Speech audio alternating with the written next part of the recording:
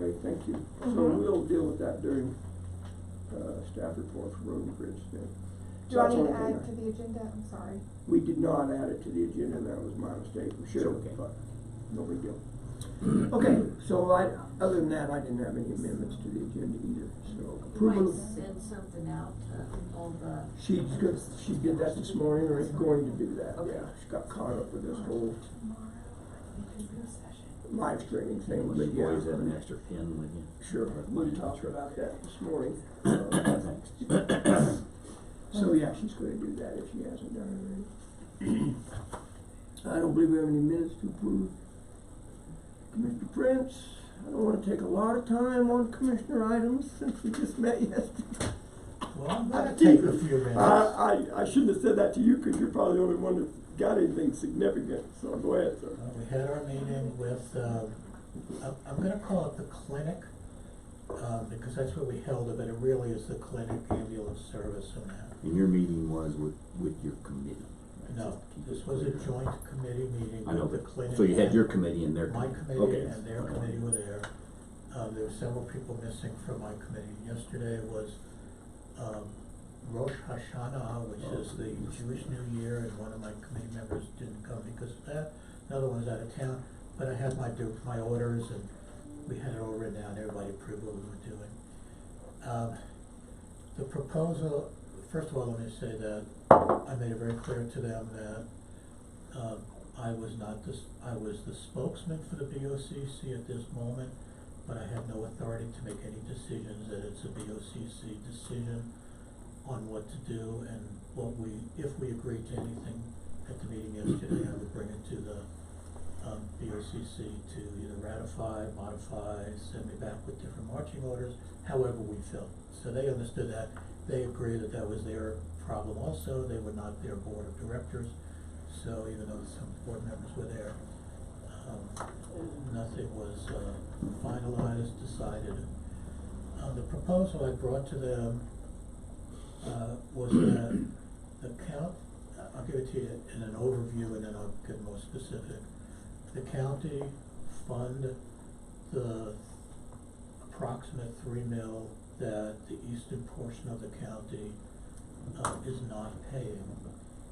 And the county invoiced the people in the eastern portion a surcharge of $250 per service call for ambulance service. That actually works out to almost exactly what a $3 million would be if you took, there's on average 5 calls a month to that area, $14,000, so 60 calls divided into 14 comes out to $233.33. We rounded to $250. So my suggestion was that the county fund this until we can get it on the ballot and move forward with it.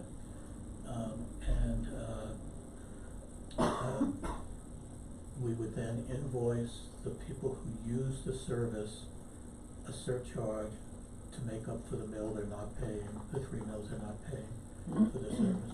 This raised some significant questions in my mind. Is this a tax or is it a fee?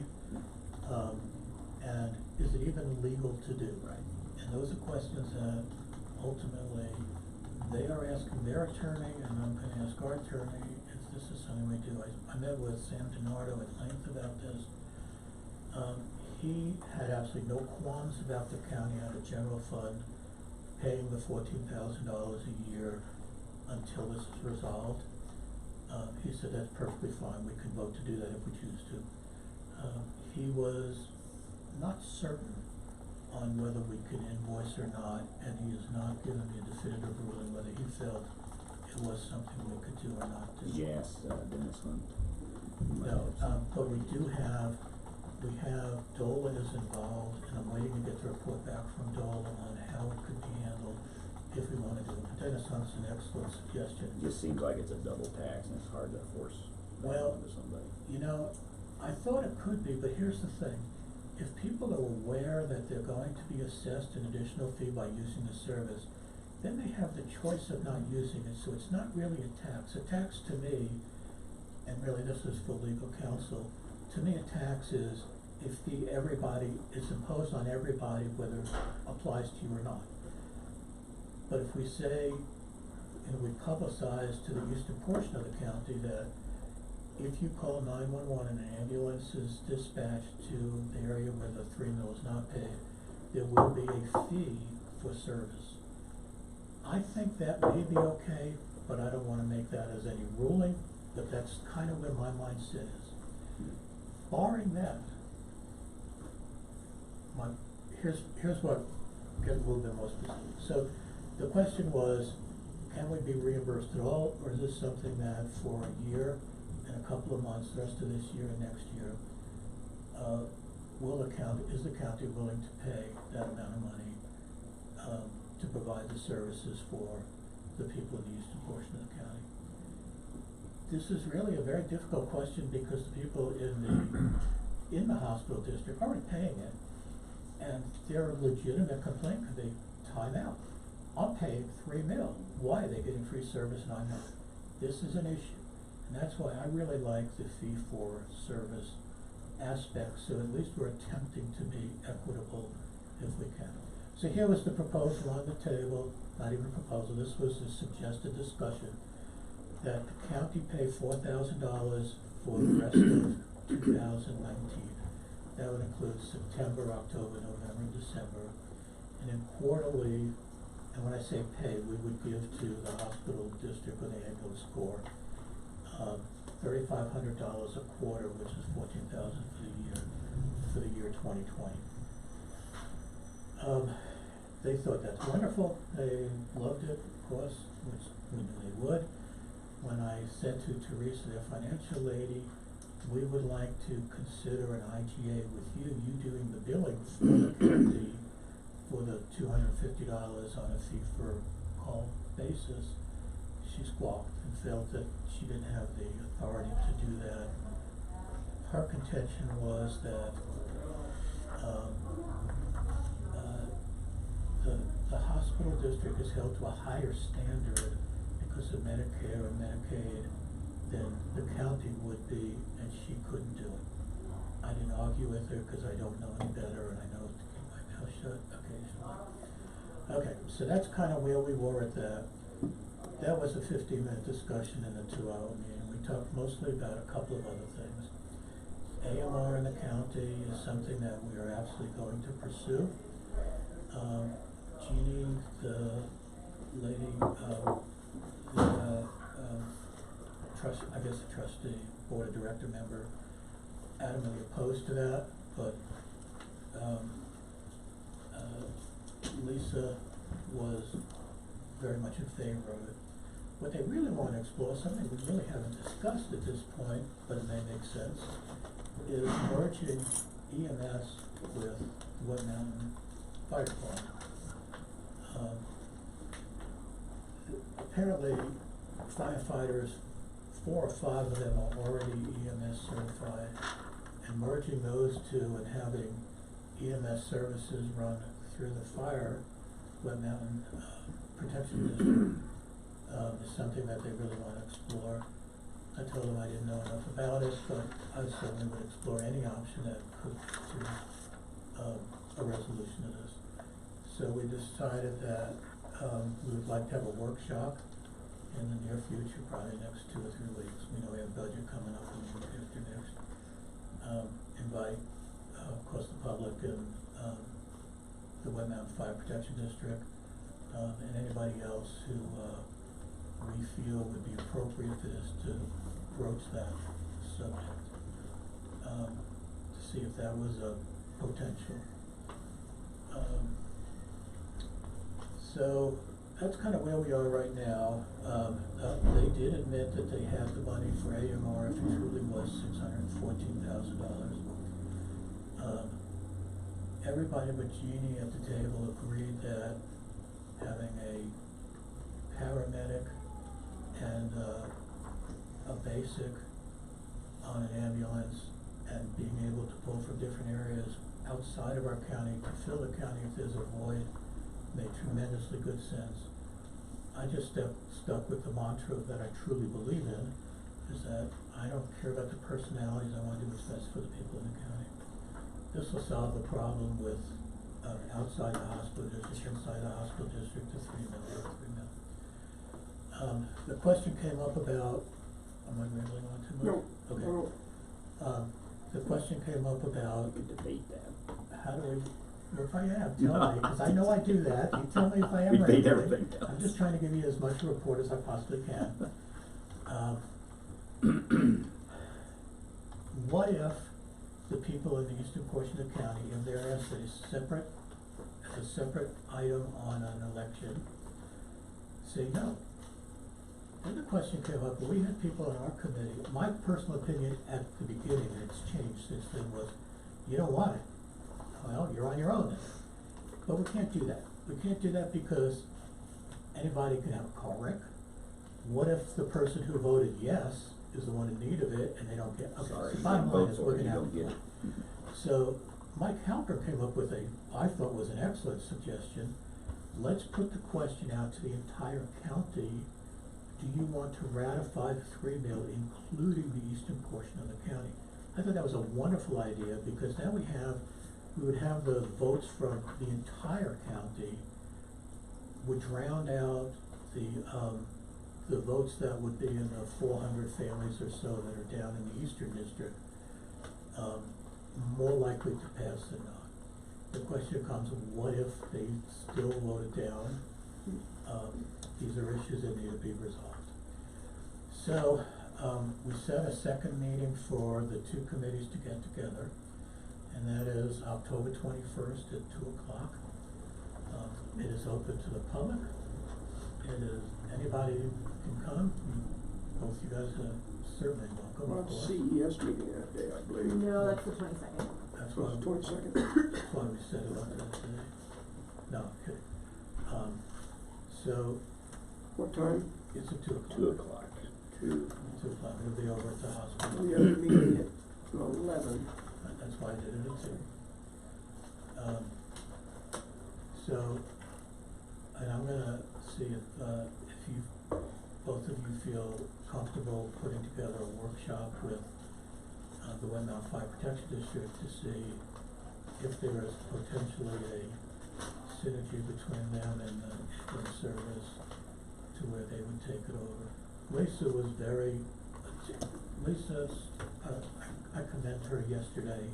She said multiple times, I just wanna do what's best for the people in the county. Where is it at, the hospital district? It's at the clinic. It's gonna be at the clinic, yeah. So, that's where it sits. She feels that the 614 that AMR threw out to us will really be more like 850,000. And of course, my response was, well, we have a contract, so it's not gonna be any more than what we agreed to in the contract. She just threw that out, and I just wrote it down because it disturbed me a little bit. AMR is still on the table. Apparently AMR just pulled out of, Colorado Springs and maybe pulling out of Pueblo also. Why? We don't know why. Do too. Sir?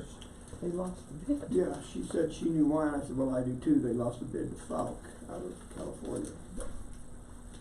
Right. They just got outbid, that's.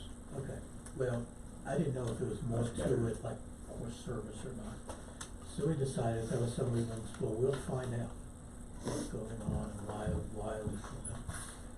So I think we're moving in the right direction. We all agree that we must have something in place for January 1st, 2021. Even if it's the same thing we have set up, we need a definitive plan to move forward.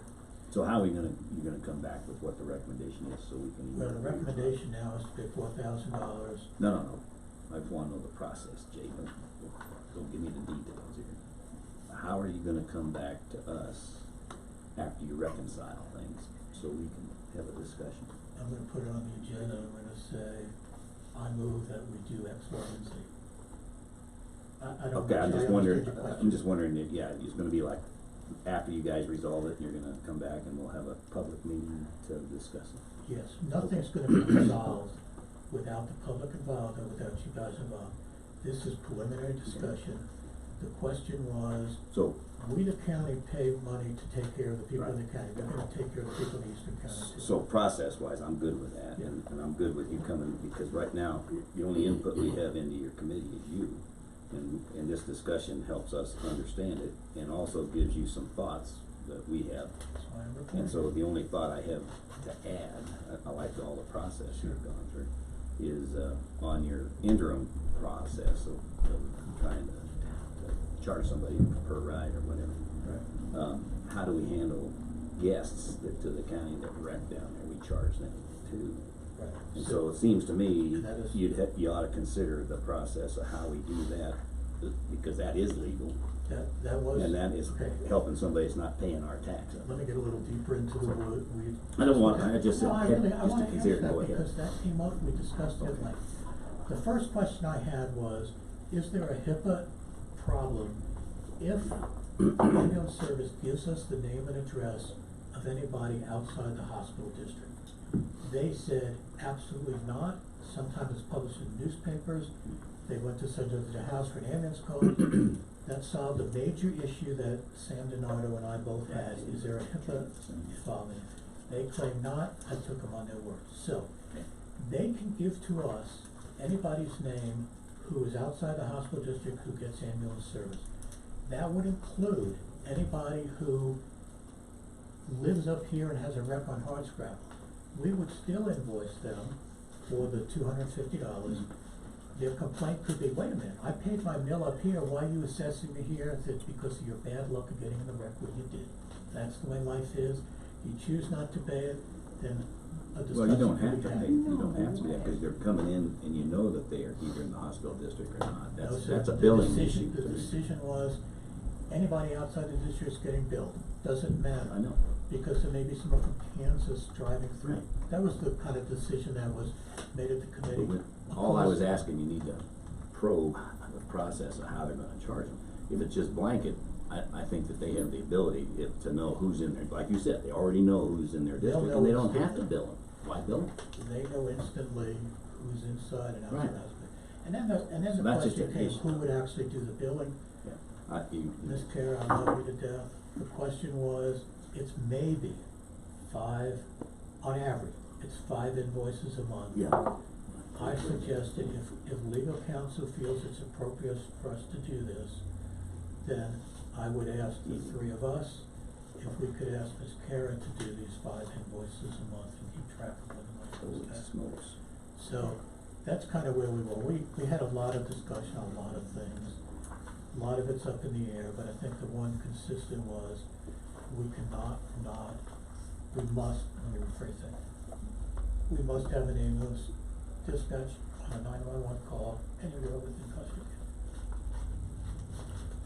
Sir, take a question from Ms. Jackie. I'll take a question. Go ahead. Did I understand you to say that if somebody that's within the district has to call from Hardscrabble, whatever, they'll be charged that money too? And that's the discussion items we're having now, but the answer to that is, yes, the decision was it would be easier just, anybody outside the hospital district would be assessed that fee. Well, if there's only 5, how hard is it to figure out they're in the hospital district? And that's a very fair question. That's what you and need to maybe- go debate with them and let us know what the outcome, that's all I'm asking. I don't wanna solve it right now, I'm fine with that. and I'm not agreeing And with if it that's either what we way. agree to do, I'm fine with that. I have a problem with Okay. people Right. double paying. I have a real problem with that. You know, my thought was with this meeting, you know, if the people say, hey, you're double charging, I already paid my $3 million, and they don't pay it, look, we're not gonna put a lien on the house because of this. So, I mean, this is an interim fix. If they paid it by accident, then we're, I said, it's gonna cost the county money for this, there's no doubt. Even if we invoice every single person, some people don't pay. That's the bottom That's line. right. And it's gonna cost us Sure. some money. But you know, we also pay for mad chloride. I see Rusty out there, we pay to rent the scraper and stuff. I mean, we do what we need to do to take care of our people. That's all I can say. So, it's not a huge amount of money in the scheme of things. I'm sorry, go ahead. That's okay. A couple questions and maybe a thought or two. Sure. Did I understand you to say, and her name is Janny, Janet. Janet, Candelaria. I apologize. J-A-N-N-I, I thought it was Jeannie. Janny. She was adamantly opposed to a move to AMR. Did I hear you say that? That is correct. And did you also say that Lisa Drew supported a move to AMR? Absolutely. Who knew? Thank you for that. Welcome. With all due respect, Yeah. I find myself thinking, and I truly mean this, I'm not, Just I don't blurt mean it out. anything other than what it is. You'll never hurt my As one of the three commissioners, are you two involved in this committee work to eventually sit here and vote on something? Am I too involved to vote on it? Here, let me I don't think so. give you some I'm the one with the backstory. information at this point. Okay. When we said in that meeting, I think I mentioned it before, I thought the process we talked about was for the county to select a number of representatives, and the clinic was gonna select a number of representatives. Neither one of those were committees by themselves. They were gonna be on a committee. That's what I thought we had talked That's about. what I thought. I get the sense that we have a county committee and we have a clinic committee and then we have a co-committee of both of them. I guess I'm wondering about the process. I assumed this committee was gonna get together, hash all this out, and bring a recommendation to the clinic and to the To both commissioners. boards. And to respond to that, if I may, that ultimately is what's going to happen. Okay. And I felt it was responsible for the people that I chose with your concurrence to be on our side of the committee. I wanted them up to speed on where we were, what the AMR proposal was at the time, because some of these people were not at some of these meetings. I wanted to meet with them ahead of time so that they understood what was happening. Our group, before we met with them, agreed that it is of paramount importance that we take care of the people outside the hospital district. That was just not an option to say, no ambulance, too bad, you're on your own. And basically, that's where we stood with it. And then the question is, well, where do we go from here? And we said, well, why don't we bring a proposal, this was the committee, to the entire board and see how they feel about coming up with a methodology of covering the people in the county, and for the county, even though it'll be a county expense, the county attempting to be reimbursed for a sum or all, majority, whatever, of the out-of-pocket expense that the county is having to pay. And then we decided we would meet with them and listen to what they had to say. They had already met also and talked about a number of things. One of theirs, we had never discussed EMS and the fire district. That was never on our radar until yesterday they brought it up. And my attitude was, I'm willing to talk about anything that's gonna help this issue. Is that the attitude of your committee? That's really what you mean? Their committee attitude was, let's get this resolved. So your committee too? My committee, Yeah. they were fine. I mean, they're good with that. That's my point. Yes. Is Lisa Drew the chairman of their committee? I don't think they even have a chairman. I think In other words, is she Jenny- heavy-handed with the committee? Well, you know, Lisa's kind of a personality, and I don't mean that, if you're listening, I don't mean that as a negative, but No. she did kind of run much of the committee.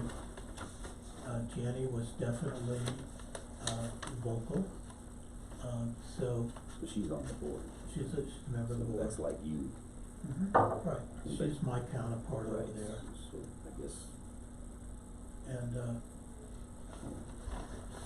that's why we had a pre-meeting and then this meeting. I don't plan on having pre-meetings anymore.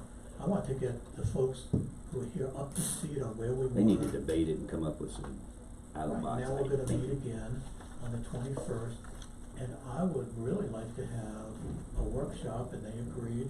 And I told them, all this, of course, is pending approval by the BOCC, a workshop with the, Webmount Fire Protection District to see if that makes sense for them to take over the ambulance corps, ambulance service, I'm sorry, I call it corps. So, did that, Yeah, I did, thank you. Okay. Shed some light on that. Communicated with Scott Lynn yesterday. He reached out to me and said that, he had heard from somebody in the county, this was prior to your committee, the committee meeting yesterday, that the clinic has already decided to maintain the EMS just like it is. Is that true? That's what he asked me. And I said, I can't speak to whatever rumors you're hearing. All I can tell you is that a committee has been formed and they were meeting yesterday afternoon.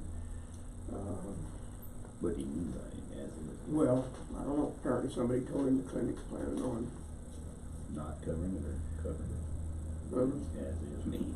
keeping the EMS in-house as it is. I don't know what that means, but that's what he said, Oh, so. not. and of course, is one of the options that's on the table. But that certainly is not, No decision. well, even, I mean, that was kind of a fallback if everything else fails, that's where we're gonna go. Yeah, and it's a little premature, I get it, it's early in the process. I'm gonna struggle with the county spending money to Okay. get into that whole deal, but we'll deal with that when the time comes, I guess. I don't know how that's gonna work. If that committee brings a recommendation to both boards and one of those boards rejects it, then I guess they go back to the drawing board and start again. Right. Would that be, I think that's correct.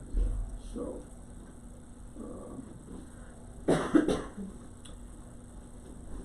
okay, well, thank you. Okay, can I just Certainly. summarize? Clint, would you mind, and I realize it makes more sense for the clinic attorney to look into this, cause they're much more amenable to understanding what's going on with medical issues, but if there's any reason why we could not bill on a fee-for-service basis, for people outside the hospital district. Well, I don't see much of a problem with that. I saw a couple of other legal issues there. Well, and one's not a legal issue so much, but I recall in the past there was discussion about EMS, going under Wet Mountain Fire Protection District, and the Fire Protection District didn't want that before. So I don't know if that would change it or not, but the other thing, you talked about Mike Helton's suggestion that it be put to a vote to the entire, the logistics of that, because within the hospital district, it's up to the district to seek a mill levy, and, to try to ask for a mill levy for the hospital district and for EMS outside the boundaries of the district. I'm not quite sure how we'd even do that. It would have to be the county asking for that. And, I see some real problems trying to even put that together. Sure. Yeah, philosophically, I struggle with the idea of letting the entire county vote on something that's going to affect the residents of Wetmore, Right. especially if they're in the hospital district, which they all are, And except. they've already got it, so why would That's they right. vote? To me, I just don't even think it would be legal to do I that. just threw out. Yeah, they can't vote outside Right, if it's proposed by the district, they can't vote. right. Anybody outside, the ones inside the district can't really vote for somebody outside the district. The only way you can do that would be for them just quit handling the EMS, take that away, have a vote to do that, and then you put a vote on for the whole county to take it back and do the whole county as one. There would have to be something They'd have to like do it that. that way. Would they- Dissolve it and then resolve the And whole then county. have the county take over the EMS. That would, at least and then financially. we do the same thing the old board did, is we can farm the responsibility from the county back to the hospital district. Right. Or to anybody else, Right. AMR, whatever. And just in that vein also, I did ask Ms. Kelly to look into if we had a special election just for outside the hospital district, what kind of expense would the county incur if the county chose to do it? And she's still working on how to do If you that. try to do it this cycle or 2020, I think if it's a special election, we could do it as soon as we could. I don't know if we have time. Whatever the law We says. got less than a month. Well, a special Oh, yeah, election no. can be any time. Right. Well, yeah, it's true, you could put it in, Right. Do next January March or or something March. like that. Yeah. Right, there will be some education to people down there whether you want to do this or It not. might be easier than. And then the real question comes in, what if? What if the people outside the hospital district say, no, we're not gonna pay $3 million for ambulance service? Now what are we gonna do? These are real issues that need to be discussed and determined. Sure. And it's not a committee making this decision. This needs to be the Board of County Commissioners with the input of the community. Right, we just need to hear but I think there's more to the story. You're gonna come up with maybe a hybrid of what you've been saying, because you're getting other people involved now. Well, I understand. We'll see, that. and if you don't, we'll deal with it when you come back. Now, I have one question that I really don't have the answer to, maybe Jackie does. According to Jeannie, AMR. Janie. Janny. Thank you, I'm sorry. I Jan, did not mean yeah. that. Why? I did not mean that. Not negative. Danny, it's Janie. Put it in your Jeannie, mind. my mistake. She said that AMR has provided service up here before. And I said, that is brand new information to me. She stated that at the one at the bowling alley too, and was adamant about it not working. I do not remember that. It may have been during the time we were gone, 'cause she said it just didn't work at all. They weren't very nice, blah, blah, blah. So, I don't remember that. Somebody who's, I mean, Is that when it was controlled by the county? It's irrelevant because that's all water under the bridge. I mean, if it was 10 years ago, 8 years ago, it's a whole different world now. Doesn't matter. And if it makes the most sense, that's what we ought to do. If it doesn't, that's what we're not gonna do. So at any rate, that's my report to this point. Unless you gentlemen have an issue, I would like to put together a workshop with the Fire Protection District. And I agree with you. My understanding is the board, I heard this yesterday also, the board had previously rejected it, but it's new people on the board. There's a few old people on the board that probably will still reject it, is what I'm hearing. But I'd like to sit down with them and in an open and honest discussion and tell us why it's not gonna work, and if it's not gonna work, let's move on to the next plan. But I don't wanna not explore something because it previously didn't work. Yeah, personally, I don't mind reaching out to the fire department. I'm not sure a workshop would be the initial effort to that vein. I think You gotta go talk to them. somebody should go get on their agenda and talk to them and just say, would you be interested in having a Consider. conversation about this? Instead of We catching discussed cold in a exactly public that. meeting. And my response to that was, well, on an agenda, during a board meeting, usually I give it, 10 minutes, 15 minutes, unless you ramble like I do. But if we had a workshop, we could talk about issues and discuss it further. Jay. And the real question is, they want to make sure that all the members of the board of the Now Fire Department were involved. Yes, you're right, but all my point would be is there's no reason why you can't. You don't wanna catch them cold in a public workshop saying we're gonna talk about whether you want it or not. You go and ask them to consider it and to come back, we'll get together in a meeting and discuss it. Get them thinking about it first. Yeah, I think if they're interested, They'll then the workshop we would can, make or they can sense come to into me, this meeting but, here and talk to us. Okay. I just- Look, nothing we did is firm. These are discussion items. If you feel that we ought to do it at one of the two meetings, ours or theirs, and broach the subject with them, that'd be fine. What I really don't wanna have happen is 3 people stand and go, we tried it before, it's not gonna work, we're not interested. I don't wanna do that. There's no reason why you can't go talk to Kit and tell him what we're thinking. And give him, say you wanna have you come back and tell us what your board Kit thinks. has been approached already about this. Kit is in favor of it, or was very amenable to the idea, let me rephrase it that way. He was open to it. but I don't think he sits on the board, does he? No, he's not. an Yeah, employee. this would be a Yes, no. board there decision. might be, I don't know if board minutes are online for the fire district, but they may have talked about it since all this, stuff came up in July or whenever it came up. And you could see if they've already discussed it in, Who is their chairman right now? no idea. Dave's chairman. Dave is the chairman. Jerry, is it Jerry? No. Ivanhoe? I don't believe so. Oh, maybe I don't he just got elected. It might be. Yeah, better be careful. Mike just came in and he was there yesterday and a member of our committee. You're welcome to add anything you want about how this went yesterday. You don't have to, I don't mean to put you on the Well, spot. If you No, just I want was a cup just of trying to coffee, think you if can I- take it. Cause I don't know where you were in the conversation, so I don't know where to. Okay, we're talking about potential discussions with, the Wet Mountain Fire Protection District taking over EMS. You know, it certainly is an option that really, I know it's been kicked around in years past, but it's not really, it's an option that we didn't ever address before. So, yeah, certainly, I think it's certainly worth having a conversation about. Yeah, one of the my fire board members told me they have discussed that this year. So, but I would think the process should be for somebody to present that to the board as a possibility and ask them to have a discussion about that. And then if they wanna move forward, I don't have a problem with a workshop. But we basically had a workshop with AMR. Would you like me to do that, or would someone else prefer to do that? No, I'm fine with you. Okay, well, I don't wanna be No. too entwined, and then you want. And I will get a hold of the Wet Mountain Fire Protection District and ask to be, to comment. Certainly Terry Munson can tell you who the current chairman is, Sure. so he was out of the office yesterday, but I think he's back today.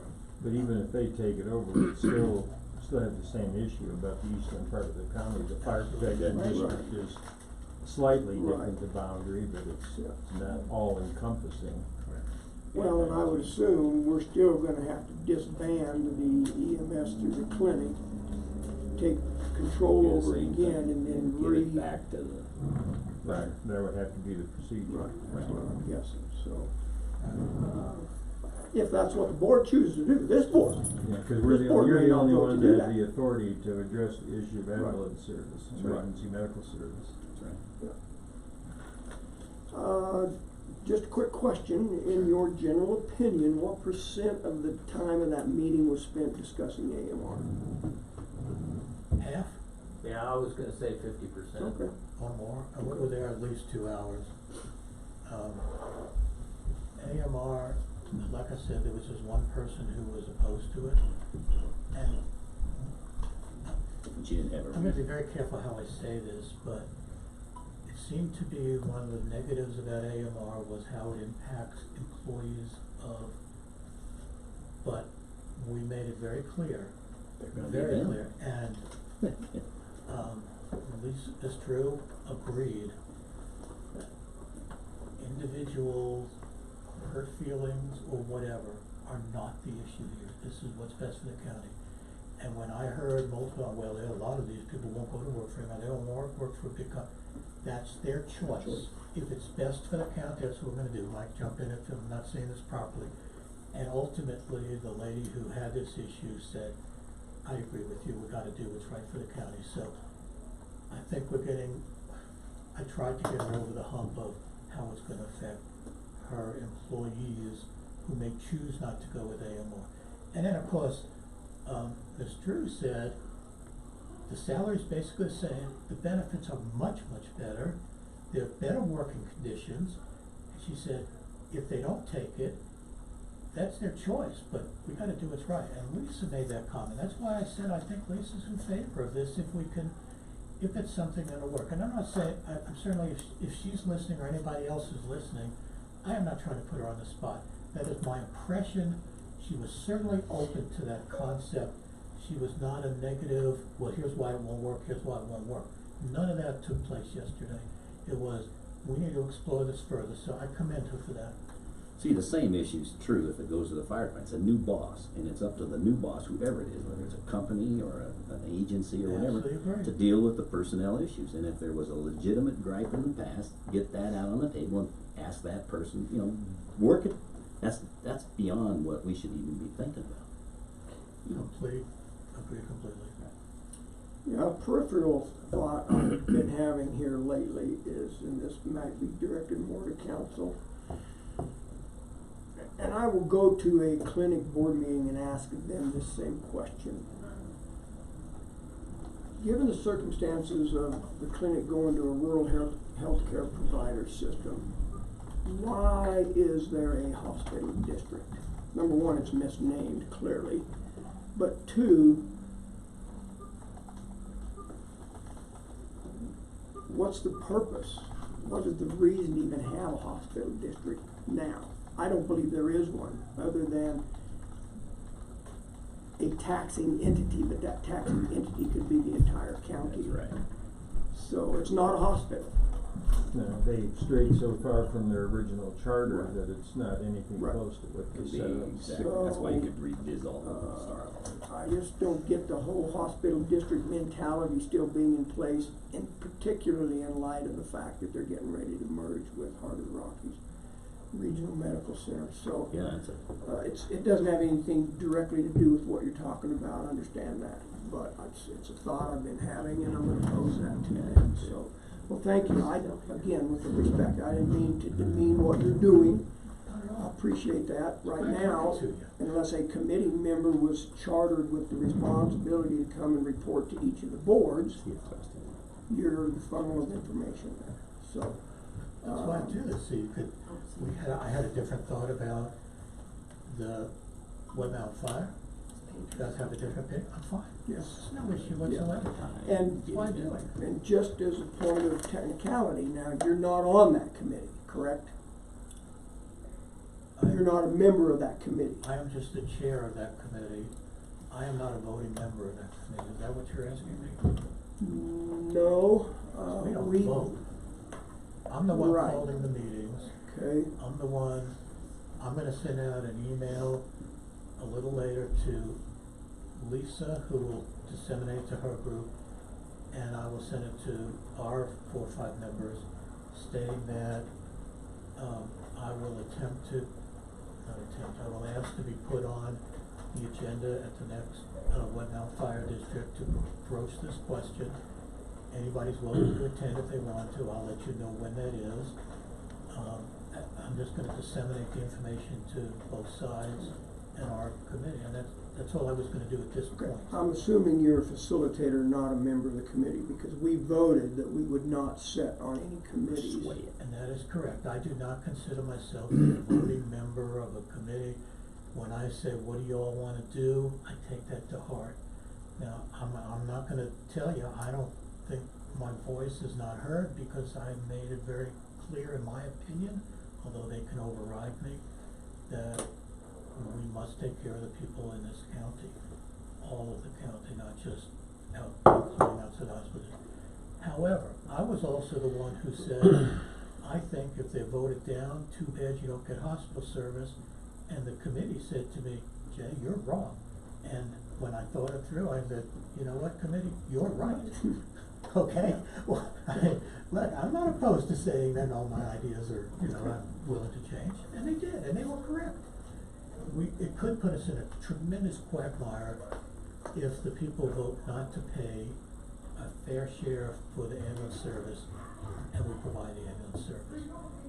Then the question's gonna come, what about the people who are paying for it? That's not appropriate, so. Well, and you can, I guess, take it for what it is, whether you want to talk to the committee or not. I've talked to people in Wetmore. My sense is that they generally feel they would be in favor of paying for EMS. They want no part of paying a hospital district tax. That came up yesterday. So, Everybody, including the hospital, everybody agrees, we're talking about ambulance service, 3 mil, nothing to do with the 7.85 or whatever that number Right. is for the hospital. We all agree with it, they agree with it, it was not even on the table other than a passing comment, everybody agreed with it. okay. Yeah, 7.908's the mill for all of it, and then they kick in a half, right? So it's, Well, the and this funding half- stream right now is 3.5 And mils. this half came up yesterday also, because once the Heart of the Rockies comes in, are they gonna authorize a $500,000 to go to ambulance service that they have absolutely nothing to do with? And that's a fair question also. Sure it is. I brought that That's up, why it's an issue. and we don't know the answer, but we put it on the table at least. Good, okay, very good, thank you, sir. Sorry, I didn't mean to Appreciate it. ramble. Okay, watch this, Jay. I'm gonna yield my time in order to save the 45 minutes we've got Rusty behind. And I'm gonna bring him in here. You could Then have I another- will have my say at the public comment, because I can get through that, and one of the issues I had is on the new business anyway. So take it away, Rusty. Mr. Candy, you're way out of order. I know it. So we're not gonna. I do know it, that. because we gotta do, we gotta get And I to, apologize. But I'm- for I'm rambling, not but I gonna say wanted to anything. give you a full Okay. report. So you can choose whether or not to have a commissioner item report, but we're not gonna. right, I understand. Jump the agenda, so sorry, The next sir. one, I meant it should be Clint and, you know. So, the only things I have to report is, I just wanted to mention, again, and give, thanks to Ivan and Joe for the work they've done on the, annex garage. They replaced the whole front of that siding on the garage out there and repainted it. It looks very good. So, if you get the opportunity to thank either one of those, I talked to Joe this morning, he's got 17 days left and then he'll be gone, so, Good. it'd be nice to reach out to him and just say, hey, thanks for your work, so. And then, the other thing I wanted to report to the board, I don't think we've talked about this, Ivan did order a new digital scale, a digital readout for the scales. The other one was on its way out, so, a huge improvement out there. That company not only installed that digital scale and set it all up, but they went through and reworked the manual scale for the truck scales and certified it as well. So if for some reason electricity goes out, we can still weigh Still the weigh it. vehicles, yeah. And we couldn't prior to that. That balance beam was not functional, so. Again, if you get an opportunity to see Ivan, you might just say, hey, thanks for your work on the scales as well, because he jumped on that and huge improvement in that area. And that old scale was still functional, it just hadn't been certified. in Right, 2 years. yeah. Good point. You have to And tweak we it didn't have much, you know. tickets for it either, so. Yeah, Did they take a lot of time fixing it? Or No, I think they did certified? it in one day. Did- and it was actually right on, they didn't have to adjust it. Really? Yeah. Cool. So they Good scale. certified it. So that's all I have from yesterday. Anything else, gentlemen? Okay, we'll move on. I don't have anything with the upper arc report. I got a read couple all things the when I minutes, get to it, which like I said. I would challenge you to come back and tell me how long it took you to read those 3 minutes from the Blue Line expansion. Boy, aren't they something? So, attorney items? Yeah, I should get mine done within 30 minutes here, Okay, so take we your can move time. right I'll along. take that as a slap in the head. Take your time. Now, I did have a question, as you were talking about Ivan, it reminded me, he was working on the lighting with Jim Bradburn from Dark Yes. Skies, and I also need to know if Brad Huff has ever replaced that light out there yet, 'cause he's- No, we'll pay the bill when he does. I continue to believe, and I haven't checked on it since our last conversation, that Dark Skies was gonna get the light, Brad Hubb was gonna put it in. That's my understanding. If that's not correct, Now, Brad he knows what to order, we don't really know, the Okay. ones that were involved in that, so. and again, I know this is about chapter 3 of this conversation, I'm gonna write it down. So Brad needs to order a light, put it in, and you Yeah. guys will pay for it. And then there was some discussion about switching out other outdoor lighting here, shield it more, or do something, Right. or LED lighting, and I have to take that to our board, but that's something we'd certainly be willing to work with the county on. Yeah, I talked to Ivan about that. I thought that decision was made. He ordered the lights. Oh, okay, well. And they came in and they were wrong, Oh, okay, well, I so they haven't, went back. I haven't seen a bill or anything. If No, that's fine, because we'll- they were the we'll wrong take it. ones, so, So he that, is trying to locate all the breakers for those lights, which is not an easy task. But he said he got all the light bulbs and they were the wrong ones, so he sent them back. the only other thing I have to report is yesterday you decided we needed a resolution concerning the moratorium on the, burn permits. I just need to ask Kara, double check the numbers on is 19-11 the next resolution number? if you can tell, or. We'll you- look that up right now. Okay, and just let me know, cause I Okay. have the resolution ready for tomorrow, and I'll, as soon as I have the right number, I'll plug that in and email it to you, so you can put it in the board It's packet. 11. Okay, 11, okay, okay, thank you. very good, alright, that's all, yeah. Okay, thank you, sir. Appreciate it. Any public comment? Okay, staff reports. Landfill, Rusty, go home, he's here. good morning, sir. How are you? Rusty's growing grass out there. How you doing, buddy? Morning. Sorry I made you wait so long. Has it been windy out there the last few days? Yeah, a little dust. He doesn't know he shut her down. That's right. We shut her down on Sunday and Monday and got out of there. Yeah. Mess. Okay, let's see here. Oh, these are actually updated through September, so that's the third quarter revenue. Thank you, sir. That one goes for me.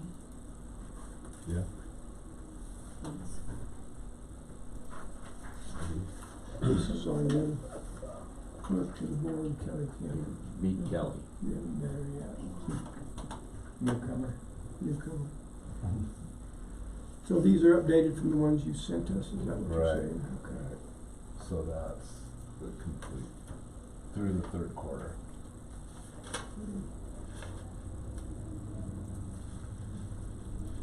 Does this compare with last year? You know I asked that last year. A little bit ahead.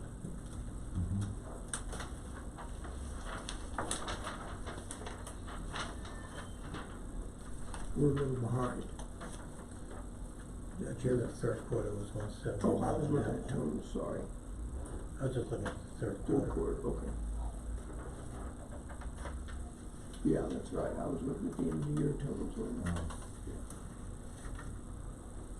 Mm.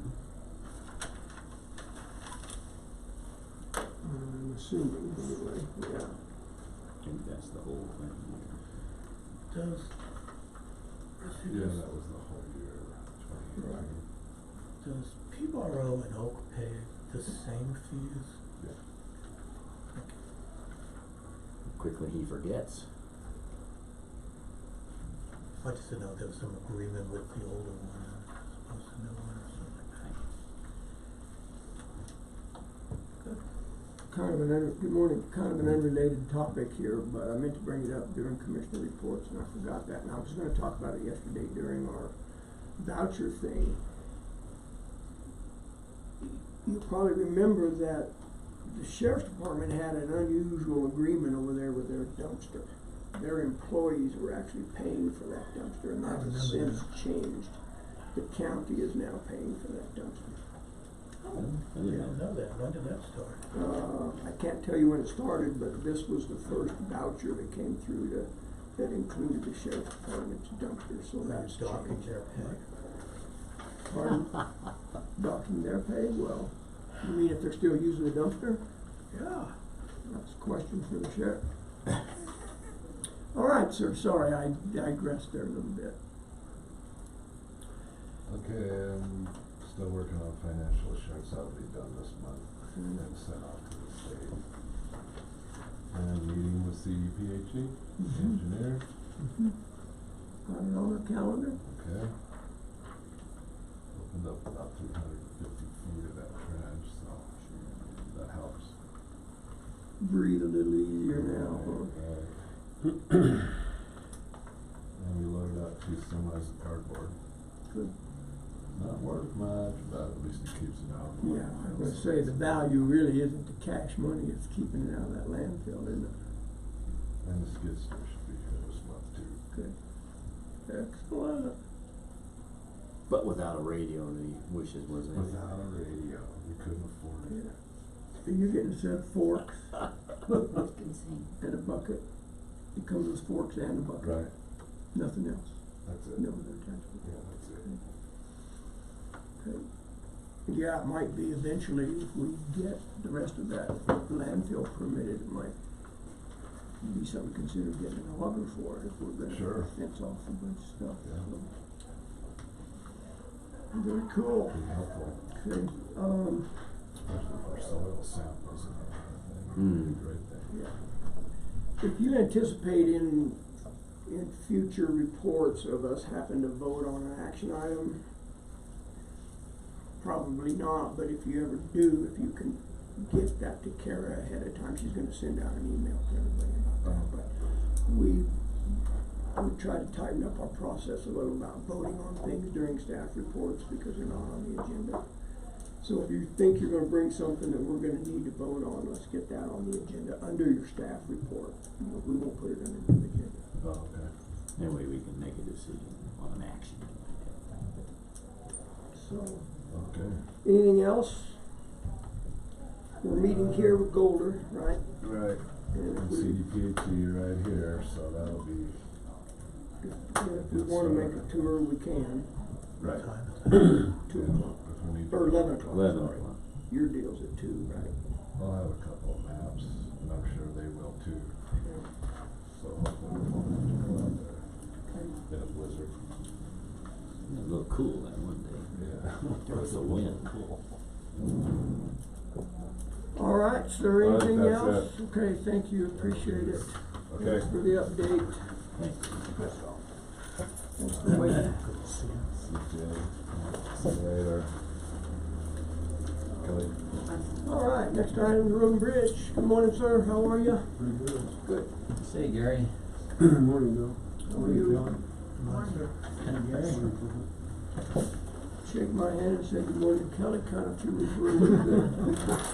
There is a little say it. resemblance there, yeah. I figure he'd make a mistake, yeah. That's right, that's right. Oop. And I'm sure you just heard me say to Rusty, we're trying to change our process a little bit, so if you anticipate us having an action item during your staff report, if you can let Kara know, she'll put that on the agenda. Obviously, Ms. Kara, if you can give Clint those envelopes. Today, we're gonna make an exception to that because we have done it in the past. Bring them with the letter opener, please. Here, I've got one right here. We got one up there, thank you. We're assuming you were expecting to go through these sealed bids today. Yeah. Right, and we'll go ahead and do that even though it's not on the agenda, but in the future, if that comes up again, we do a sealed bid, we'll just put an action item on there. So you wanna do that now? It's up to Gary, I Yeah, we might as well get that Okay. taken care of. Now, the first one is Colorado Crushing Inc. out of Colorado City. This is for 35,000 yards, Gary, 35,000 or ton, sorry. Colorado Crushing Inc., Colorado Crushing Inc., okay, Colorado City. How much? 35,000 tons of 3/4 miles? Now the date on this, to whom it may concern, we at Colorado Crushing Inc. are proposing to crush and stockpile the requested minimum amount of 35,000 ton of 3/4 inch minus base course for $2.72 per ton. This price is for the south pit located on Rosita Road. This price includes mobilization, crushing, stockpiling, and demobilization. We agree to meet Custer County's safety policies and procedures, as well as comply with MSHA regulations 30, Part 46. Thank you for your time and consideration on this project. Rocky Ryan, appropriate name, President, Colorado Crushing Inc. RYAN. RYAN. Thank you, sir.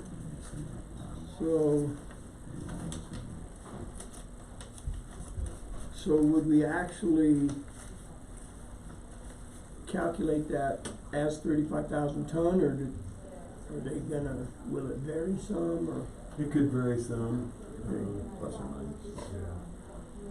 So that bid at 35,000 ton would be $95,200.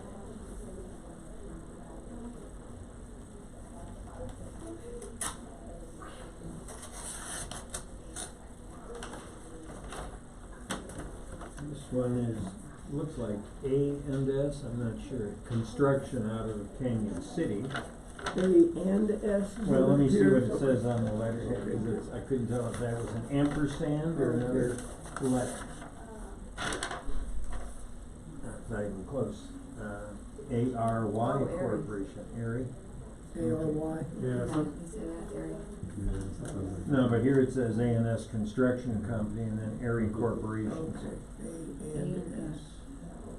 This bid is dated September 30, 2019, addressed to Gary. Description, 3/4 inch minus aggregate base course. Quantity $35,000. Dollars or tons? 35,000 tons. Price $3.50 per ton. Extended out $122,500. Proposal. 22.5? Yeah, proposal good for 5 days from the date of the bid letting, submitted by John Young, at eriecorp.com. Okay.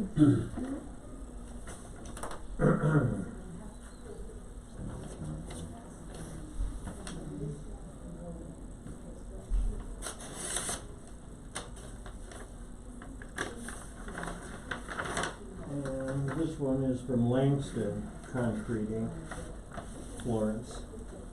An envelope within an envelope. And have to charge overtime for opening another one. Add it to your bill. Good thing I gave you my letter opener, I'm gonna charge you for that, let's just call it even. Okay.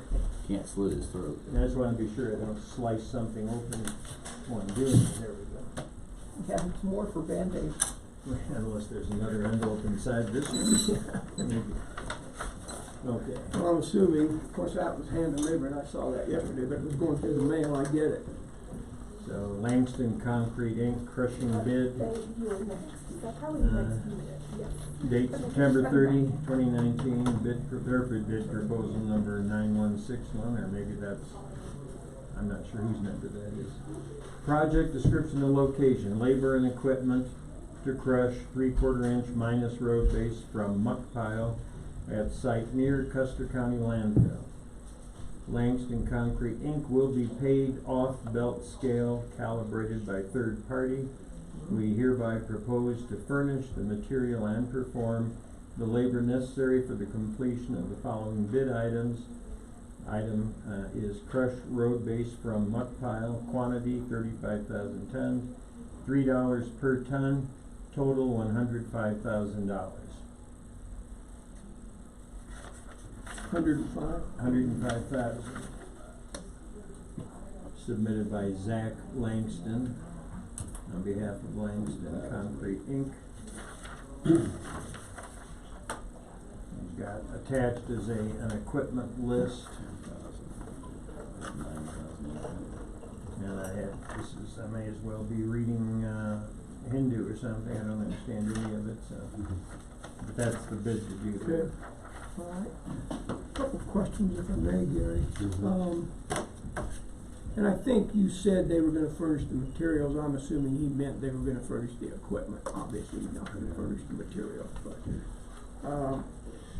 so let's go back and talk about the funding for this. Were these companies made aware that this was gonna be paid for after January 1, 2020?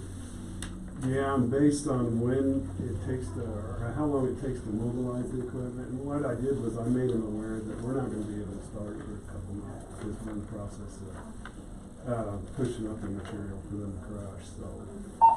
Having said that, and it usually takes about 3 weeks to crush, so chances are they're not gonna have it crushed till the end of the year anyway, so by the time that gets done, the invoices, so.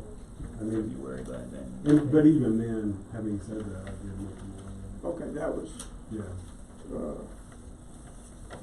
yeah, one of the bidders has called and asked about the expectation of completion, and I'm assuming that was in the bid proposal, but, I re-referred them back to you, I said, I can't answer that, you have to talk to them. Yeah, one individual did get a hold of me a couple of days ago and asked me what our timeline was, And so from this side of the desk, we don't expect to expend these dollars till after January 1, is that right? correct. And that was one of my budgeted items that we'll talk about in a couple of weeks. Okay. Do you have any input you wanna provide the commissioners to take into consideration of these bids, or? No, I think the bottom line is the dollar per ton to consider. I know the lowest bid's gonna be about $9,800 cheaper than the second lowest, so I recommend going with Colorado Crushing. You know them very well. Used them before. I've met them, they put in a bid last year. And, They were here last year, weren't they? yeah, they were here last year, they're a well-known company, they go all over the place doing this type of work, so I'm not at all concerned about them as a company and doing the crushing for us, so. This is what the bid came in at, well, I don't have a date on this, but I can find one over here with you guys. So a couple of years ago, that's what it came in at.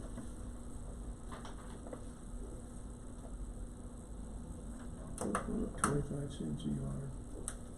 Yeah, so that's pretty reasonable. Yeah, that's amazing it's only that much. So, you know, per ton, that's pretty Well, reasonable. Sorry, yeah, this was a different company, Yeah. from 247 to 350, so 83 cents a yard increase for this particular company, yeah.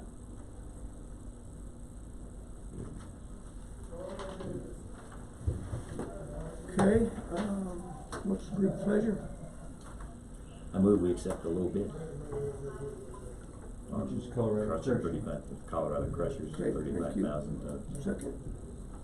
I'll second it. Been moved and seconded to accept Colorado Crushing Incorporated out of Colorado City's bid for $2.72 a ton, for a total of $95,200 based on the 35,000 ton.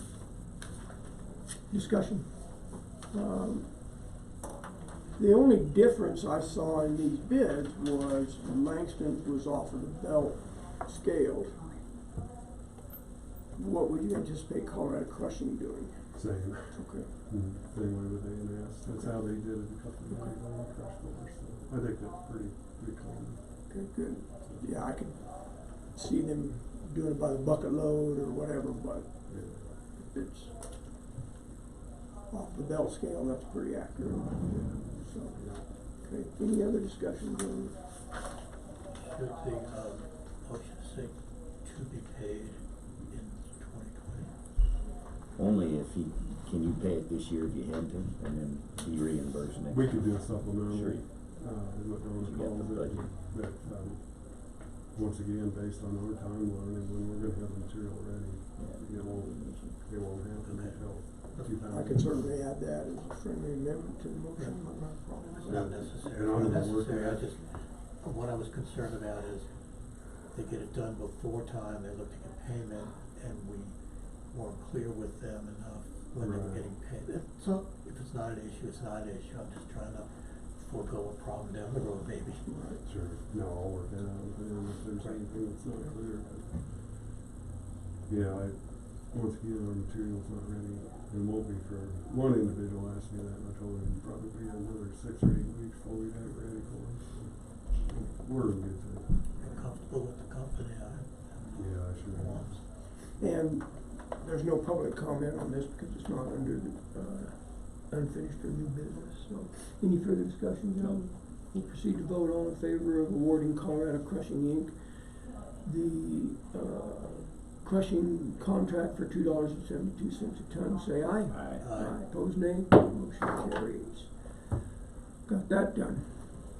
And I wanna ask if you or Ms. Kara, I don't know the process here, do we contact the other bidders and let them know that they were unsuccessful? I'll do that, yeah, Okay. I can take care of that. Thank you, appreciate it. Okay, Just out of curiosity, do you tell them what the winning bid was, when you tell them why they didn't get it? They'll ask, and it's public information, so that's how it has I been. mean, we just read it in public, I Right. was Yeah, I just know. curious if Right. you did tell them that. Yeah, I'll let them know, that way if they wanna make any adjustments on it, the next time, they Right. can, so. Yeah, it'd be frustrating, I would think, for them not to have any idea why, Oh, I but agree. Yeah, obviously they it's need to. public, so, Public. good point, so. Okay, sir, good. So your running budget looks good. I see you're over in a couple of areas, obviously, repairs and maintenance being a big one. I was gonna ask you about the $42,000 in June. Do you have that document with you? 'Cause you're over, what, 28,000 from your budgeted. Mhm. We are, and, we're gonna be able to make up for that. Do you remember what that was in June that kicked this over? I mean, that was more than your entire budget for that line item. That would have been a transmission, Okay. overhaul on one of the, 08, 872 John Deere motor that we got. And then road base and gravel. Yeah, that's the one that John is gonna do the supplemental for $125,000, so, once that's done, we're in real good shape. Yeah, In fact, that looks, to the point where, because of the dry conditions, I've considered maybe purchasing some more mag and putting it in, because we bladed the road the other day. It lasted about 2 weeks with all of the traffic, and it's due to be bladed again. Yeah, it just fell apart because of the dry conditions, so.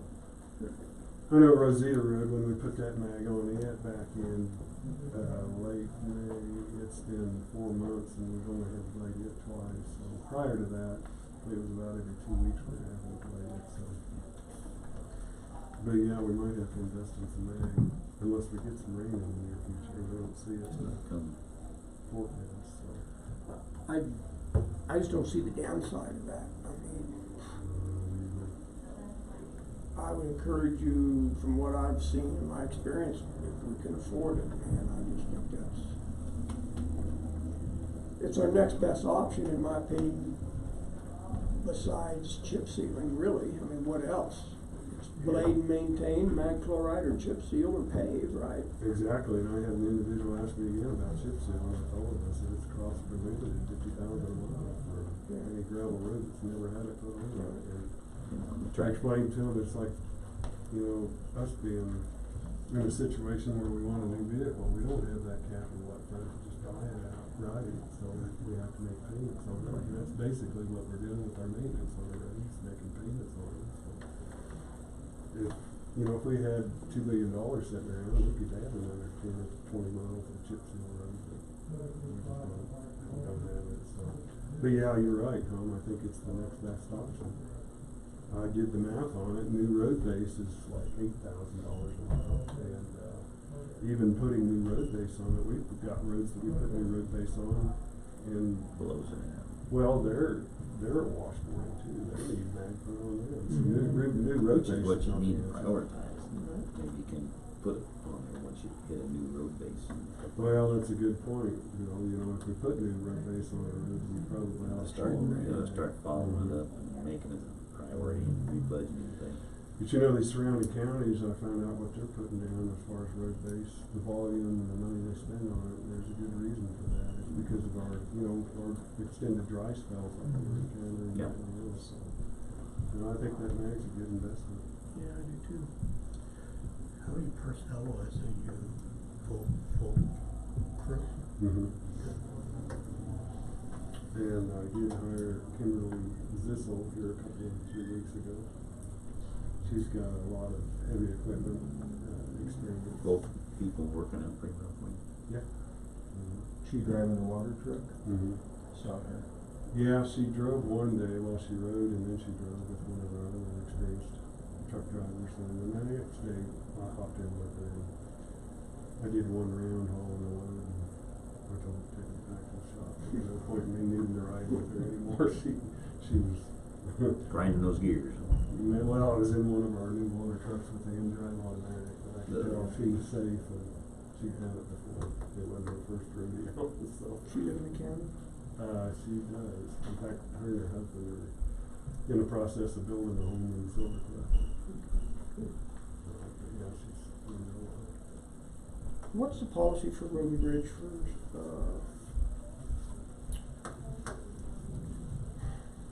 the name just went out, driver's license? CDL. CDL, thank you, I kept wanting to say DOT. CDL, you don't have a policy that all your employees have to have a CDL? No, not necessarily. It's preferred that they have a CDL. Being that we have a lack of interest, I did hire an individual recently that does not have a CDL, which has worked out real well for us. Them on a grader or something. Well, he's been taking care of some willows on our challenge. Oh, I saw. And then he does more. That's a heck of a machine. Yeah, and then he helps with culvert flushing and things like that. Which, in some ways, it's not a bad deal because we've, with a CDL, it seems like we're always not finding, historically, we don't find enough time to take somebody with a CDL and put them on a mower and things like that. Yeah. We're always busy trying to maintain the roads. Right. We're kind of in a position where we don't have a choice with him, and without that CDL, he's been doing the mowing and stuff like that, so. So am I to assume if they were going to be driving a truck, you would require them to have a CDL? Yeah, absolutely. They wouldn't be able to drive a truck without it. So you don't have a policy that everybody has to have it, but you do have a policy if you're gonna drive a truck by statute, they have to have Yeah, a state CDL. does. Good. Otherwise, it would be an illegal Right. operation, and we don't allow that. Had a face-to-face conversation with a person about Oak Creek grade. Lives out there, concerned about not just the washboards, about some of the washout along the side of the roads, and I told her I would bring it to you. So I hope you don't get tired of hearing it, but, No, I mean, that's just all part of the yeah, cover. and I told her that certainly I'm confident that you have a schedule of maintenance for these roads, and if something blows up and blows out, it'll be addressed Yeah. outside of that schedule, but. Yeah, I drove it yesterday. We've got an operator that's on his second day working on the creek grade, and I spent several hours yesterday morning documenting trouble areas And I'm sorry if I said Oak Creek grade, I misspoke. Copper Gulch. Okay, no, I haven't been on Copper Gulch recently. It's So- on my schedule to drive it soon.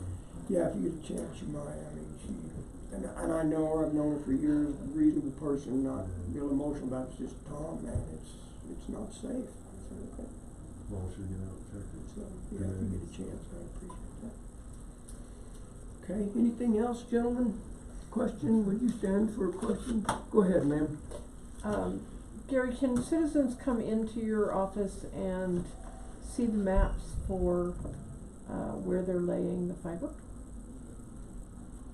And if so, is there a certain time that they can do that, or? Anytime during the normal, work hours, office hours, and, we don't actually have a mark that's necessarily or a map that's marked where they're laying it, but I can, if Roger or I are around, we can, And is that Sure. likely that one of you is around, or I is know. it just hit and miss? It's really hit and miss. It'd be best if they called ahead, and then we'd make a point, I'd try and be there for them.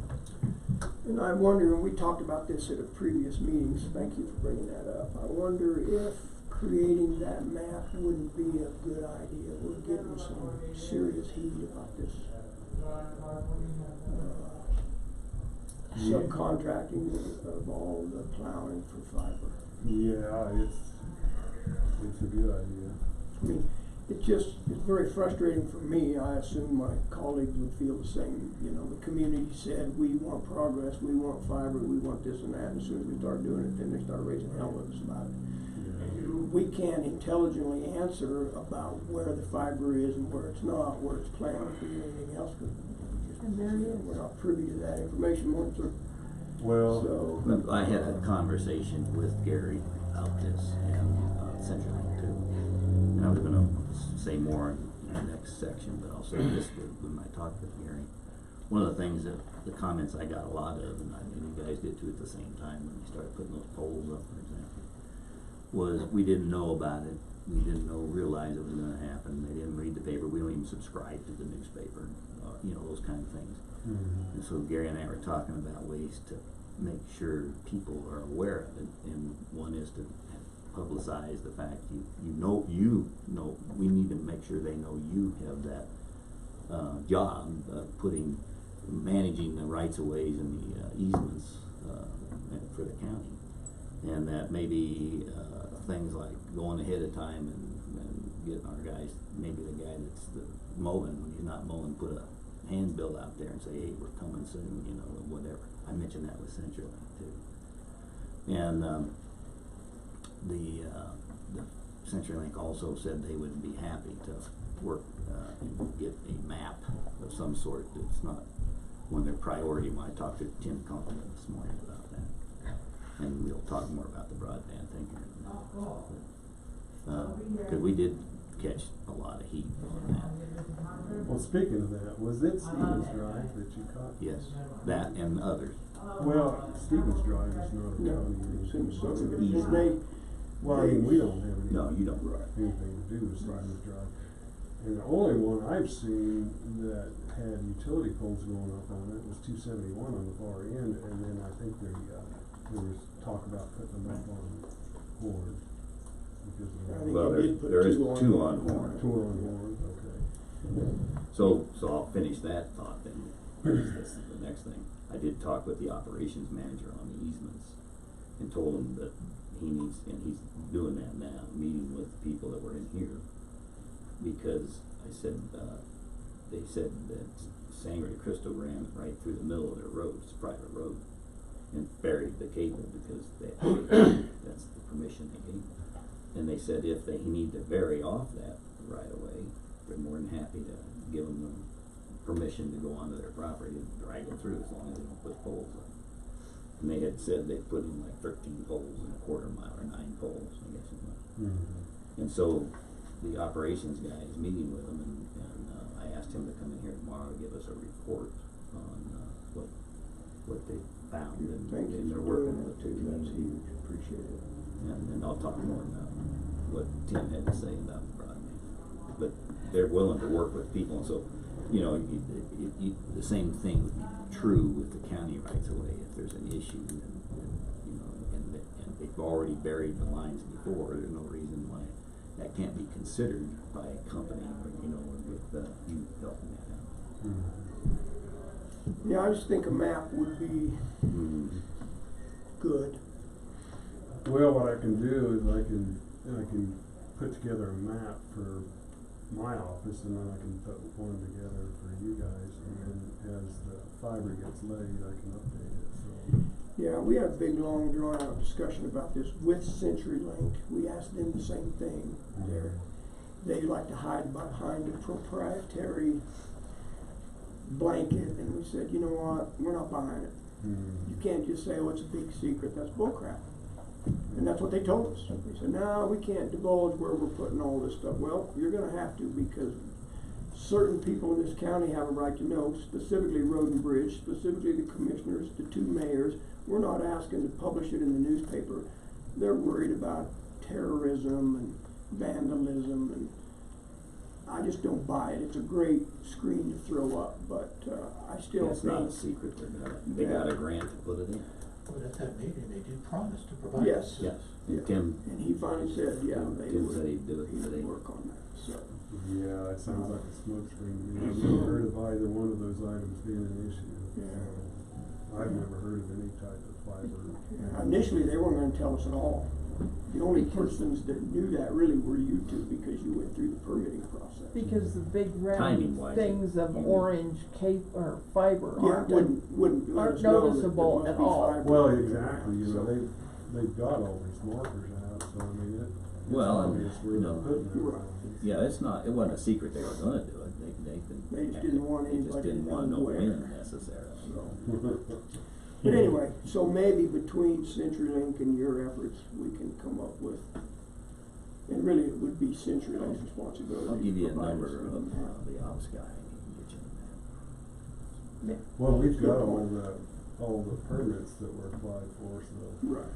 if I put anything on the map, it would be based on the permits, right? require. Of course, that's a good use for GIS. Pardon me? That's a good use for the GIS mapping stuff that IT does. Yeah, again, and we agreed with Kunkelman, it doesn't have to be a full-blown public media thing, but there are certain people that need to know where those are at. Comment back there, Mr. Assistant Supervisor, I don't know if you do, you can't. Just know that what you're saying is, just conduit, the orange. They have yet to start putting the Right. fiber inside the conduit, Right. that's just an FYI. Yeah, they're just burying the conduit. Right, they have to pull the, This 112, go ahead. Yeah, and then those people here yesterday, we had 9 or 10 people here from Silver Cliff Heights squalling about the power poles, which we understood that. And they asked, is it gonna be the big orange conduit going across? And I think Commissioner Candace said, no, it would be truly just fiber. Not that alleviates their anxiety any. It's not electric line, it's a phone line. No, you know, when I heard there was an issue with the utility poles, I drove around yesterday on 264 nearby Stevens Drive branches off 264, and I thought, well, let's see where the issue's at. I never could find any new poles that were installed, so There's some laying on the ground. No, it's Little Horn Drive has, Little Horn's got 9 so far. And 3 Yeah, more once holes, again, 4 it's- holes dug, but you didn't see them? well, it's not ours, so I didn't. didn't drive Oh, on okay. It's another one of those, That is one of ours. yeah. It's just an easement. No, and they understood and we understood that was in subdivision. Right. But their frustration was, well, who do we talk to? How do we go about this? They had been flagging down those subcontractors, you know, and asking them about it, and Well, see, I assumed that they would have gotten some kind of permission. A notice, beforehand. wouldn't you say, wouldn't you think? Because if it's a subdivision road, they need to talk to the you individuals would that live think in so, that area. yeah, And if they didn't, then yeah. I guess I would be a little bit frustrated. Yeah, I think that's where they were coming from, Yeah. really. That was my take, you know, I mean, you know those folks, and I think that was it. Yeah, they're all happy to get broadband, but they don't wanna see it. Yeah. They don't see the power lines, so why can't they? They had no And so clue what was gonna happen. So I think we all walked away, including them, with the understanding that that's a CenturyLink homeowner issue, it's not a county issue, and I talked with Roger at Link yesterday about that. He confirmed that as well. Yeah, we don't have. I've never been on Stephen Drive, so I have no idea. I've been there, but there's a lot of rock where they are, but guess, the other part of my report was, they don't have any special equipment looking through the earth. They just look at the top and they say, well, that might be a little too hard for us, and they make a decision on the spot, which is crazy, because that's why communication needs to be done, because if they'd have known how they drug the power line in and worked with the owners, they would give them permission to do exactly the same thing. So, that's what's gonna happen. And then moving on, if I may, I had a question about fuel. I think I've asked you this before, if we're okay to Yeah. press on, we're good with that. Mm-hmm. Cause I think we're a non-entity, right? So, other entities are buying fuel from you. Yeah, they fill up at our pumps and then we get reimbursed. It's tracked.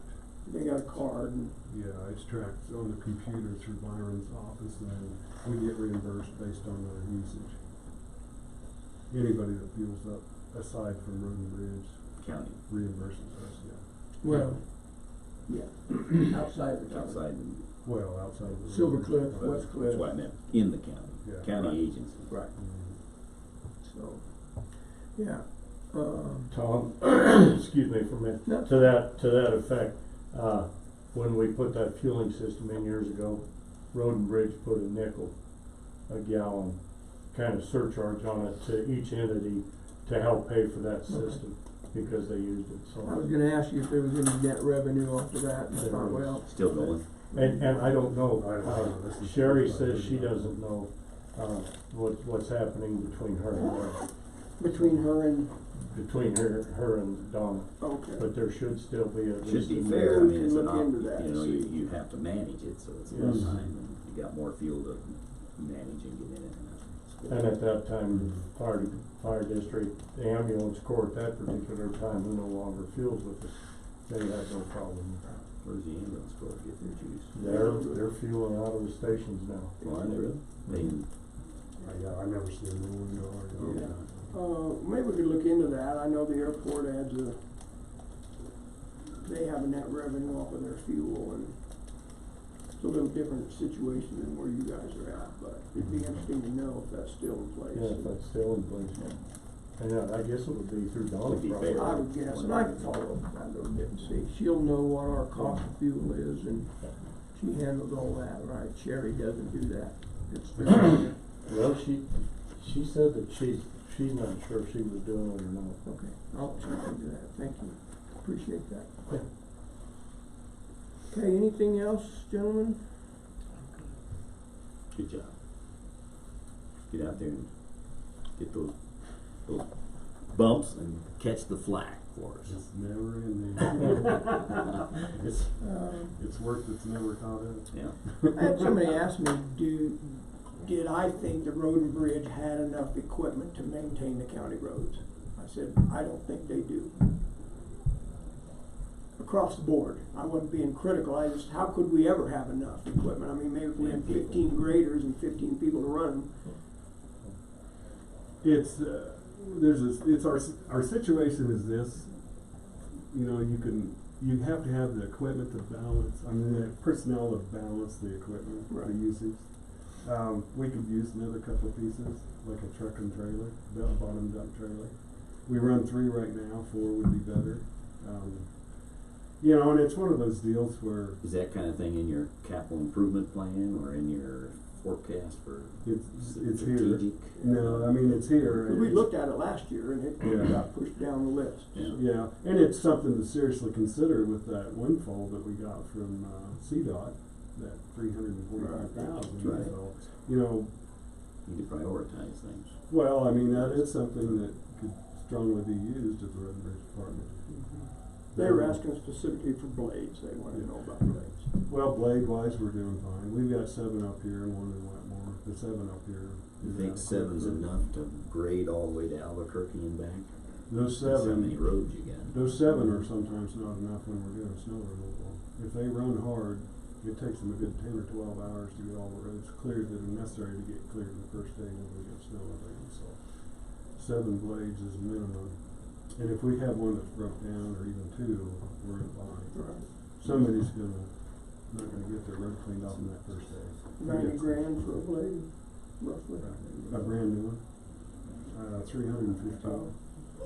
Maybe I was thinking water trucks were 91. These guys, Yeah. these new ones pilot themselves, so it's Well, pretty expensive. And then you gotta find an operator that can push the Well, buttons. then the downside to the new machines is the maintenance on those. It's expensive. The fuel filters are 2 or 3 times the cost of an older machine. Yeah. Yeah, I was thinking we spent the 90 on the water trucks. All right, sir. Anything else, gentlemen? Okay, thank you. Appreciate it. Thanks for your time. Thanks, Gary.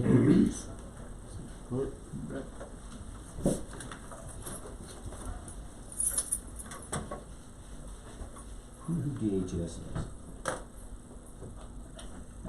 Next up, Human Services. Good morning, ma'am. Good morning. How are you? I don't know, I'm gonna get up and I'll see, and you're all tangled up Thank you for coming before. in. Sorry. Well, Well, you know, well, If I walk up with a Today. strangle well, myself? no, but yeah. it's sit down and it yanks that something's moving it for you. Thank you. I didn't want it to get wrapped around your neck. Thanks, Ron. I was keeping it. You're in the close eye. minority. Where are you watching that? are you guys okay? Oh, I mean, you wanna bring a lunch? yeah, what is? Give them one. Say hi to Kelly, she's new. Hi, Kel. He always says I don't speak to him, and I was Oh, trying to okay. take care of him today. Hi. Hi, Kel. Sensitive guy over here. Hi, Kel. Kelly feels the same way that he does. She just doesn't verbalize it quite. Oh, We're both like potted plants. Kelly doesn't really want to talk to me. Oh, Kelly, Wait a minute, this day and age in Colorado, you don't wanna say it. No, you don't. You don't say anything mostly. All right. I had a guy, well, a gal from Upper Arkansas Council of Government called me because this guy was the census. And, he wanted to contact us, and so much as that, I just thought I'd send it to you, well, I wasn't there when it came. But these are brochures, and what he wants is to have a committee, to have people, have this committee so that we can get the word out about the census. We received his email.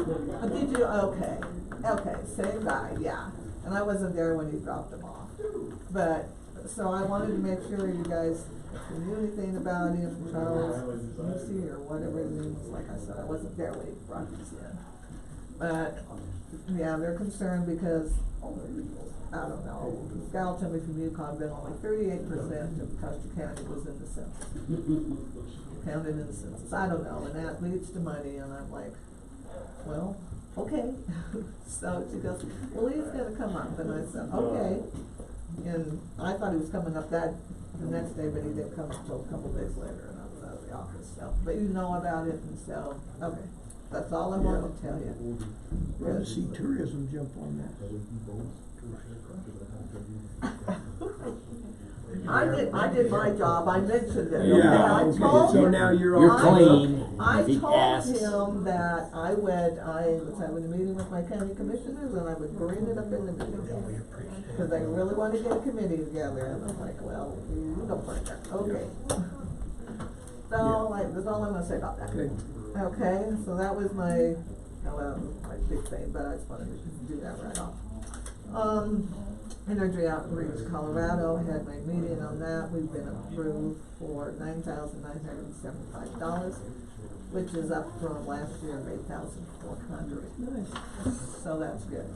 They, Rhonda went down to leak training, they've also, increased the eligibility guidelines for leak. So I see people that were dropped off last year who will now be eligible for leave since they raised those guidelines.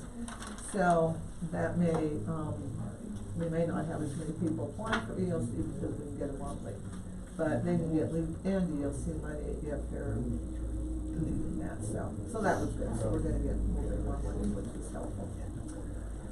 Okay. Another question right off the bat, I get temporary assistance for needy families, but I'm struggling with A and D. A to the needy disabled.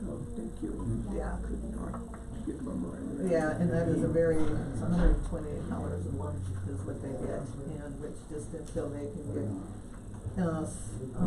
SSI or Social Security disability, and hopefully for most time it'll never too long, but we do have some better options. And we're doing, okay, A and D is up a little bit because we've had somebody, come in that's getting an SSI, and we're having to pay part of that because they're on their SSI and A and D, so we're having to come up with a little bit more money for them. So that one's up a little bit. But the rest of us, we're hanging in there with, which is good, we need to have. And then OAP is, and it's all, there's no county dollars there, so. And leave, you see nothing for leave because it hasn't started, and the first payment won't come out until November. We will start getting applications from anybody that was on last year. They mailed them out to the state, and those will start coming in. And so we'll start processing those, roll in. Medicaid transportation just is, we spend a lot of time with Medicaid transportation. And the dollar amount fluctuates just depending on where they're going and stuff, but we do a lot with Medicaid transportation, which is good. They do help. And then our community service block grant, we're doing okay on that, so, yay.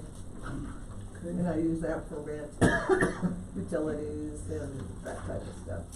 And then there's my EOC grant. I used all but $700 of that. And I was waiting to turn that back in because I had somebody that came in and picked up an application and didn't get back in time, so if they can apply next year, on the next grant, but anyhow. And then our food assistance was down a little bit, which is good because that's what we usually see in the summertime, so, but, we still have, our numbers are up on that. and I have this one upside down, or at least Yeah, I do on mine. you do on mine. Yeah, I have it upside down, so it's How did upside, that happen? I don't know, So, the two-fab one. just looking at your food benefits, that first, Uh-huh. graph, those are months across the bottom, right? The number of households are really over on the left. Yes, yes, and it cuts it off. The households are off, over on the left, and over here it kind of Right. cuts the months off. But that's, yeah, the graph just shows the number. Yeah. Yep. Yep. Yeah, yeah, it is backwards. Yeah, upside down. Too fat. Yeah, too bad. Yeah, too bad. We had more households, well, not this month, not in August, we had more in September. So we'll see what happens this month. Yeah, it's the one that's upside down, but, I was gonna, they updated our Colorado benefit management system, which is the one that we use to determine eligibility for food and medical and all of our assistance payments program. And they did that, brought that online end of August. And it is, we're getting there. They've had problems for two days when they brought it up. We couldn't do anything because it wasn't ready. So, what they're talking about on our CSTAT, you may see that because we couldn't work the cases. And so they're also talking about throwing out half those things that weren't, as they say, processed timely because we couldn't get it into the system. And this is gonna show up on CSAT, so if you see it. But we're getting there with it. We had a gal come down from the state, one day. She was supposed to come on the first day that we went up, and then we didn't go up. So then we lost our time slot with her. So, yeah. So then we go to the big counties, more supervisors and more resident experts, but anyhow, she finally came one day and just showed us a few little things that helped us to navigate the system a little bit better. We still have what we call tickets in because I can't get some payments done. And so she called today, we left her a message, she called today, she's gonna look into some of those things for us that we're just having issues with, that we can't get it to, the system's just not working the way it should. Sometimes it airs out constantly, and then it tells us, wait 30 seconds and try again. So it's causing us we're just having to spend a lot more time getting these cases processed and stuff than normally than it would us. So, but I just wanted you to be aware of that. So if somebody's complaining about something, that's probably because of this new system that we've got going, and it's taking some time. But outside of that, I think I'm done. Okay. Anybody have I ordered the door Door. for your security wall. It's not in yet. The glass is, the latch is. I'm telling this more to the commission. And we were You very know careful this, not to but- break the glass. Yeah. 1/2-inch glass. So it is a big piece of glass. Yeah, it's pretty serious. but, Bulletproof, or is it just? No, no. No. So, yesterday was the deadline for, bids for that project. We didn't get any. I've reached out to, quote unquote, a handyman, asked him if he would, as a personal favor, be interested in doing that with my assistance. He's agreed to that, so I don't know, we're still in the I have a concern. early, go ahead. I'm not in favor of personal favors. I would rather we hire this Oh, gentleman. yeah. No, I just asked him if he would consider it, cause he's a friend of mine. Certainly be paid, yeah. No, sorry, I misspoke there. Yeah, Okay. Yeah. And the way I heard it was, Yeah. I called it a Oh, market yeah. come deal No. with me. I go, wait, No. time out, this is the guy, we don't do that. The only marker was, would you consider doing And this? I'm fine with that. And he said, well, I can tell you it can't happen in October. And I said, we'll live with that, but I need somebody to do it, and certainly it's a paid situation now. So, and he's done work here at the county. They had him on a part-time deal. Yeah, I know he helped with some of your election stuff. And, Peter, is that? yeah, so, yeah, he said, they gave me a key to the courthouse. They certainly know who I am. And so I said, I was just but gonna say. yeah, good point, I'm glad you.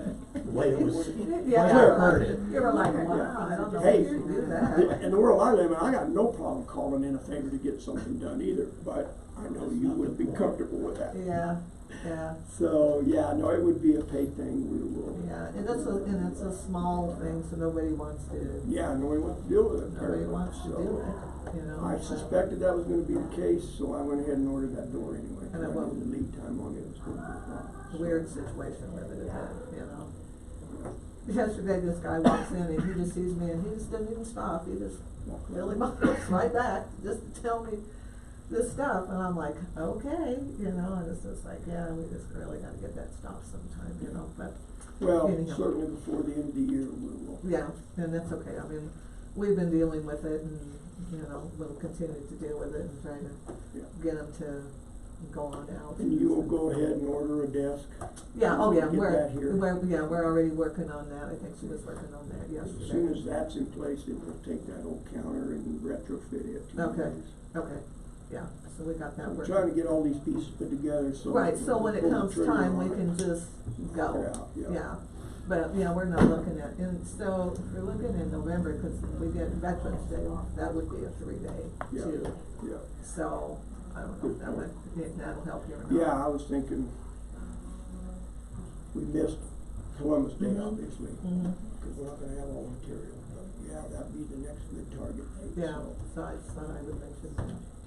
Yeah, so if you get the desk going, Yeah. then I think Well, that's all the pieces we'll get left. stuff going with that and try to move some stuff around or something, it's just a real busy time of the year with leaf starting and it's getting winter time and we just get pretty busy and then,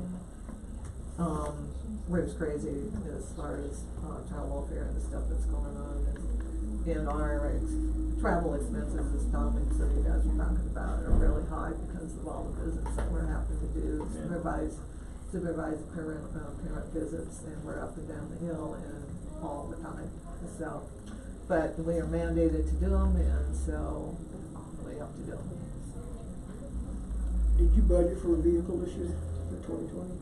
Well, I did some stuff, yeah, kinda sorta like that. It was real hard, cause I didn't know exactly, how to do it, but I definitely increased my mileage. Let me just, Okay, you know what I'm saying? but you didn't put in for a vehicle? No, I did not put in for a vehicle, Okay. but I sure could change that, you know, real quick. Would that be, would a vehicle It- be reimbursed part of it from the state or no? I think we Well, had this yeah, conversation. yeah, we could get some funds from, I think we could get some funds from the state on that. But I was gonna talk to this gal and then her and I could never connect. That's one of the many things on my list of stuff to do is to connect with her again and find out what we could do about that. And I do have some money, that I was hoping just to be able to purchase a vehicle and that's starting to, I mean, it's there, but, so, yeah, it's all about funding and I know. Okay, But one vehicle would help, sometimes I got both, caseworkers and caseworker and case aider on the road doing visits, and it's just crazy time. it makes sense if we can figure out how to pay for it. Yeah, yeah, it would, because, yeah, it's definitely a lot more than we've had before. I suspect that vehicle would be used more than our other 2 county vehicles that are parked in the annex, is my guess. I don't know how many times a week your folks well- would go out, but Well, 2 or 3 yeah, between the 2 of them. oh, yeah, they went, case aid went down to Wetmore, picked the child up, brought her up here for a visit, and she takes the child back down. Thursday, she goes to Wetmore, picks the child, takes the child with her to Colorado Springs where her sisters are placed. They have a visit with mom there. Get the message. And so, I mean, it's just, Ongoing. it's an ongoing thing. They have calendars of when they have to do the visits and what time, and how are they gonna manage that. And then we also have to go see the kids, we have a placement once a month, and we have those, some of those out of county. And so, we had to go up to Denver for those, and, Colorado Springs to do that, and so, yeah. I wonder if a record of that to the commissioners on a monthly basis would give us some ammunition to say, yeah. I think that Oh, well, should we be could from. come, Yeah. we could come up with that. Even just a little calendar Yeah. saying, Travel logs. bam, bam, bam, bam. I'd like to see the same thing for planning and zoning Yeah. too. Yeah, we could do that, yeah. All right, anything Okay. else, gentlemen? Wonderful. Okay, thank Okay. you, ma'am, Everything under appreciate it. control, right? Oh, yeah, that's it. Mhm. That's Right. that was Best it. as it can be at any given time. Yeah, that was it. Thank you so much. Oh, yeah, thanks for getting that cord off me. I know, I was worried about you, it wasn't really on you, I just wanted to tell you. IT, good morning, sir, how are you? Good morning. You get the fire put out? Doing all right, buddy? The whole 1 acre of it. Good morning. I don't know if, my IT report came through on your emails. I got it on the. I'm I just not opened it. technically savvy, are you? Thank you. Thank you. Thank you.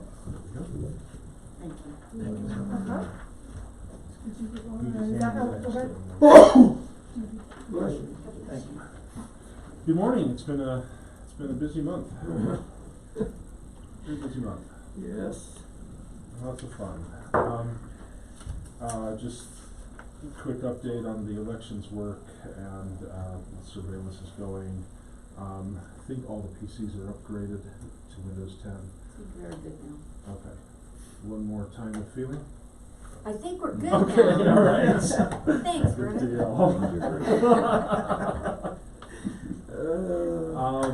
The 911 migration happened this morning. That's been a very interesting month. Reconfiguring the maps, auto attendant reprogrammed and recorded, MSAG and PSAP. So, and the PSAP is basically where 911 calls are routed through the telephone system. The MSAG is called the Master Street Address Guide. Basically, all of those have been shifted to Fremont. Well, I mean, we are still responsible for maintaining the MSAG, but we make certain that they have that data updated all the time. 911 calls have all been routed, and all of our radio traffic is now going to Fremont Dispatch instead of here. So it's been a process. CenturyLink is in the process of reprogramming all of their routers to. Right now, we have a temporary.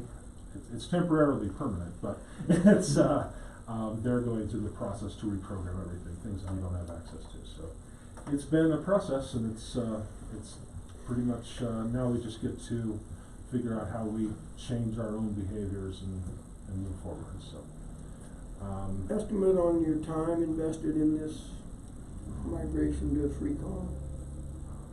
30 hours a week for the last month. So maybe 20, but probably close to 30. Because we never had that discussion in any of the, No, we didn't. meetings and discussions leading up to this decision. And it's. Well, I commend you, I know you have Yeah. paid the price, so thank you for doing that. Did anything else get put in the barrel because of it that you gotta catch up? I've been working really hard to keep that up. I came in at 5:30 in the morning once or twice. I came in on the weekends. It's been everything's pretty much caught up. So, the sheriff's office, we've moved moved. So, dispatch did they did 100% of their work.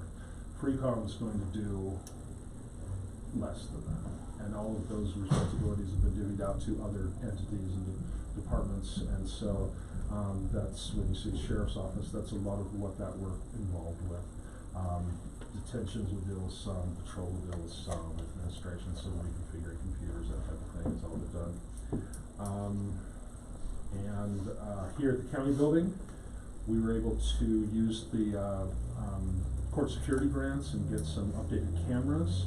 So the older cameras that we have in place, they're a little fickle when it comes to electricity and fuzzy and whatnot. Those are all being updated in the next short little while. Let's see. There was something else that didn't get on there, but an opportunity is actually presenting itself. I know that I've talked about getting an assistant, which was budgeted for. in the budget, both, this year and hopefully next year. One of the dispatchers that has worked over there for the last year or so, he's not going to pre-com, and he is very, very sharp and very with it, and I would like to bring him on as contract labor to be my assistant for, at least to finish out at least for this month, or to finish out the whole year, which, like I said, it's budgeted for that in my budget, so. How much did we budget for that? I don't remember. So, at the beginning of the year, I budgeted, between $12 and $15 an hour for 2 days a week, but I haven't touched it, and so right now, $15 an hour, 3 days a week. That gets you through the first thing. That gets me through the first of the year. And then I've been in talks with Office of Emergency Management to work with, who is here, and to actually be able to utilize Alex the time that I'm not utilizing him, so that we can share him and cross train him in both OEM and IT technology work. Be a great asset for us in fires and emergency operation centers, because he would be able to operate both sides of the equation. Good idea. So, and also the PIO, yes. at least for the, continue Also on the rest what? of the, a PIO, Public Information Officer. We've talked about that for a while, right? And so this gives a really good option for that. In my budget, I have 9,000 contract labor that hasn't been touched this year. So, and we don't have to worry about the insurance side, that's taken care of. He didn't take insurance out in the county and dispatch, so we don't have to worry about that. So to answer Jay's question, we budgeted $15,000 for part-time IT. Would you like us to take action on that today? What type of action are we looking at? Voting to hire a part-time person for the remainder of the great. year? That'd be great. He is still technically an employee. Make it all inclusive with OEM. Yeah, so, sorry, I feel like I'm interrupting it. You had a thought? Mr. Prince, go ahead. Every once in a while one slips in there. Of course, the moment is, if it's already budgeted, and it's already been approved, and they have some of both of them feel comfortable with, You don't need to vote on it. do we need a vote? Just a question. It's our employee. We gave him the budget to. Well, he's not actually an employee, he'd be a contract laborer. Right. Well, true, yeah. And it's already budgeted, it's not an extraneous expense. He's Now, not just subject to procedurally, personnel policy. It was a fleeting thought that came through. I have Yeah, no I was problem thinking voting. more along the part-time thing, we're talking about contract labor, so that would be, I certainly don't have a problem with it. And that would also extend. It would to help you. so, and also for me, for example, the code red, he is well versed in the code red, like he was kind of the go-to in dispatch, before, and that's the knowledge that as a county we paid to train him in, and it would be, very well used, especially now, with the switchover, it could fill gaps where there might come gaps, mitigate the problem before it becomes a problem. How many hours would you be using? 2 days a week, That's a full week's worth of work for him. So between the two, yeah, and we can, talk to Donna and figure that side of it out. We just didn't wanna do anything Right. without bringing it up to you guys. Appreciate that, yeah, it's been disconcerting for me. Yes. Oh, yeah.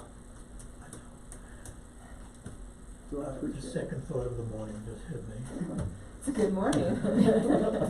You're on a roll, sir. One of the things that I know, it's hard. one of the things I always worry about in the county is backup in case a meteorite came down and knocked somebody out, who's gonna take the job.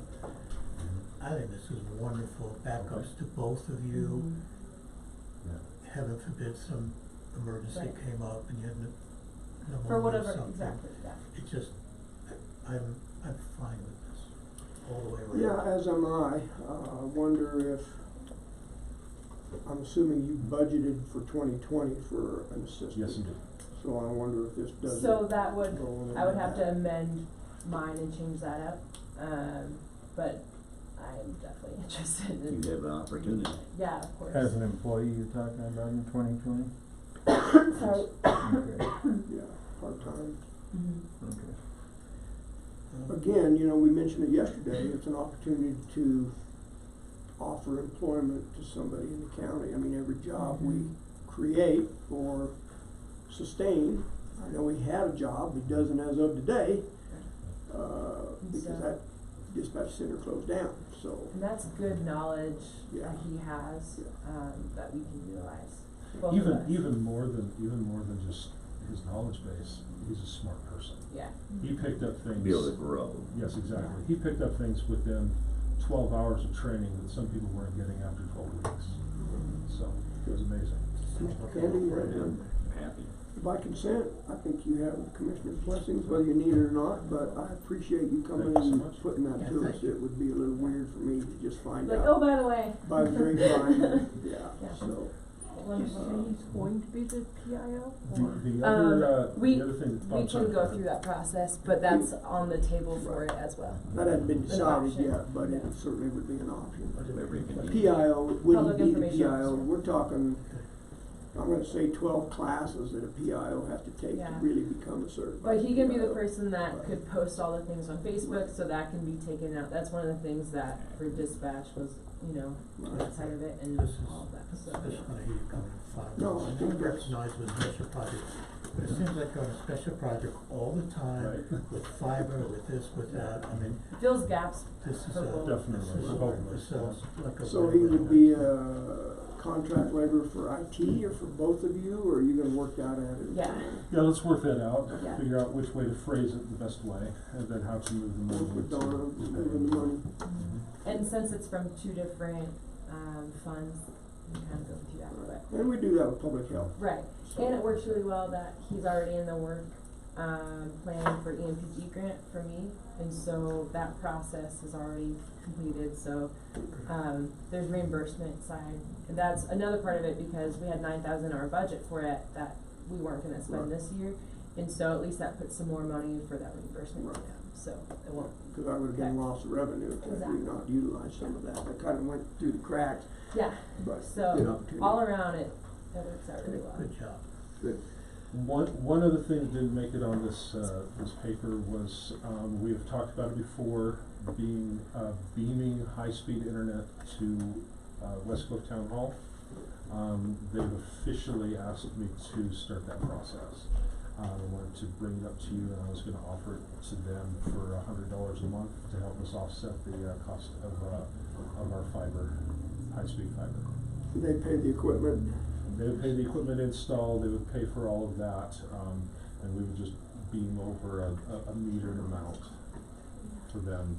They asked for this because they're going through their elections, and their elections process is, their election systems are actually failing because their internet right now is not stable.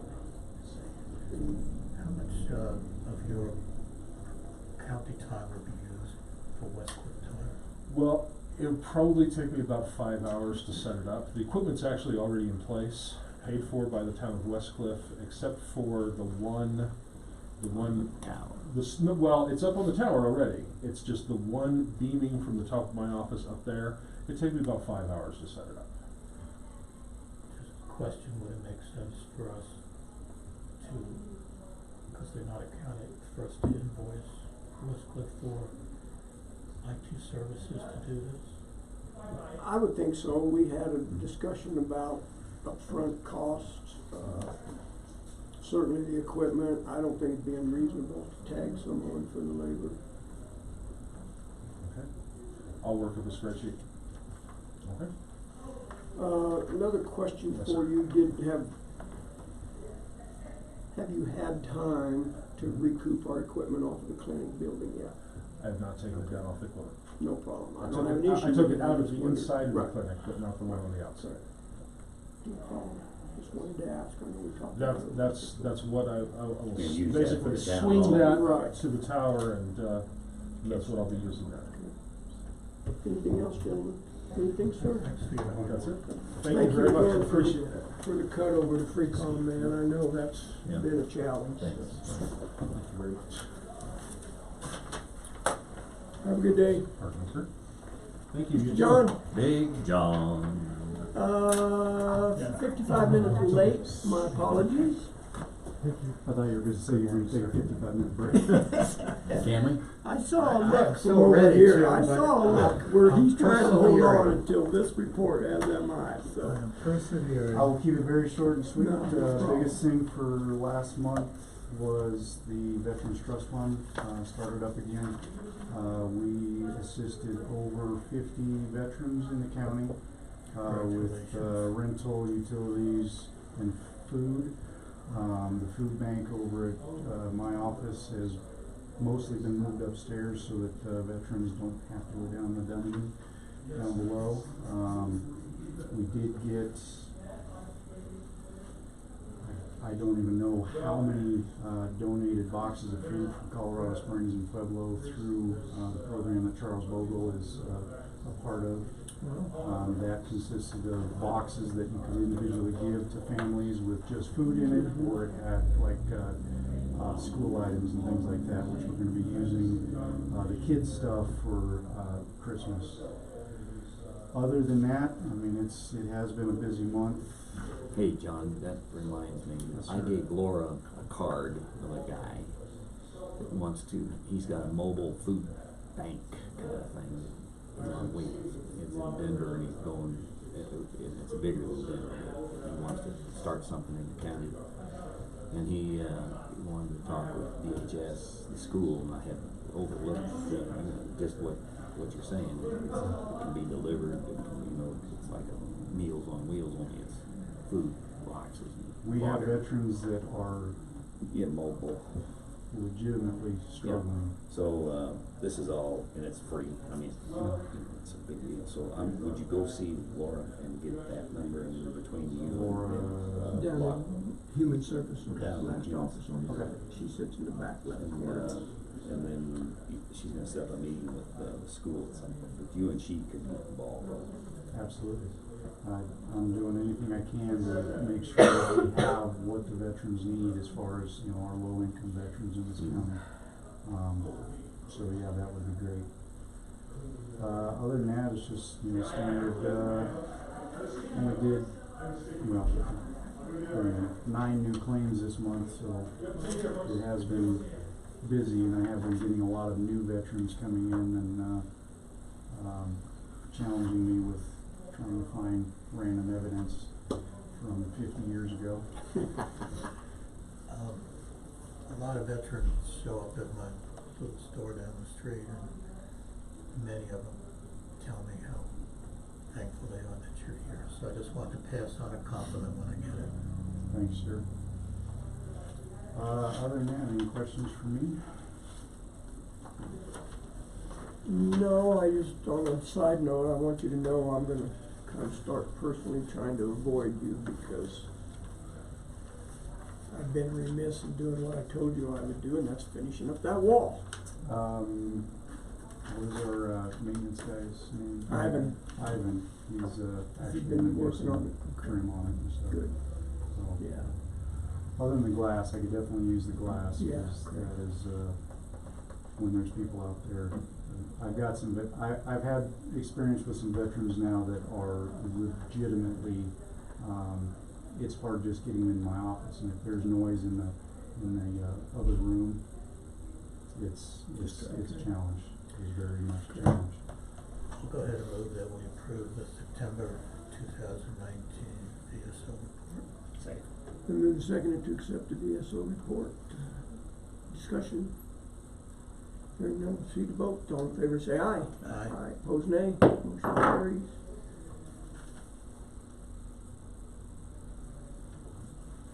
And I left candy out for my,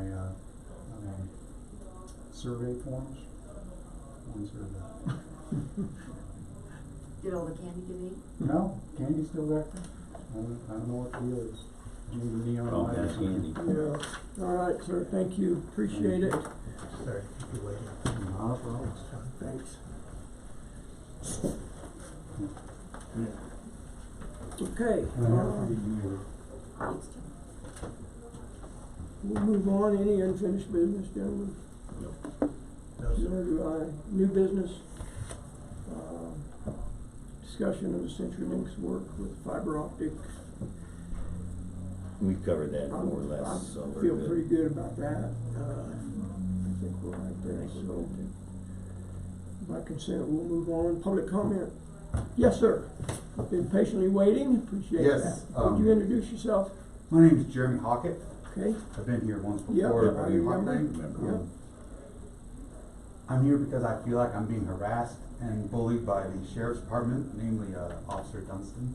okay, He lied and I lost my license. So now I'm a disabled vet in the middle of nowhere and I can't do anything. And I've got animals and I'm trying to feed them. So supposedly he's got me on videotape getting gasoline and he charged me with driving under restraint. Now I'm facing 30 days in jail. I don't want to lose my farm and my animals because I'm trying to feed them. And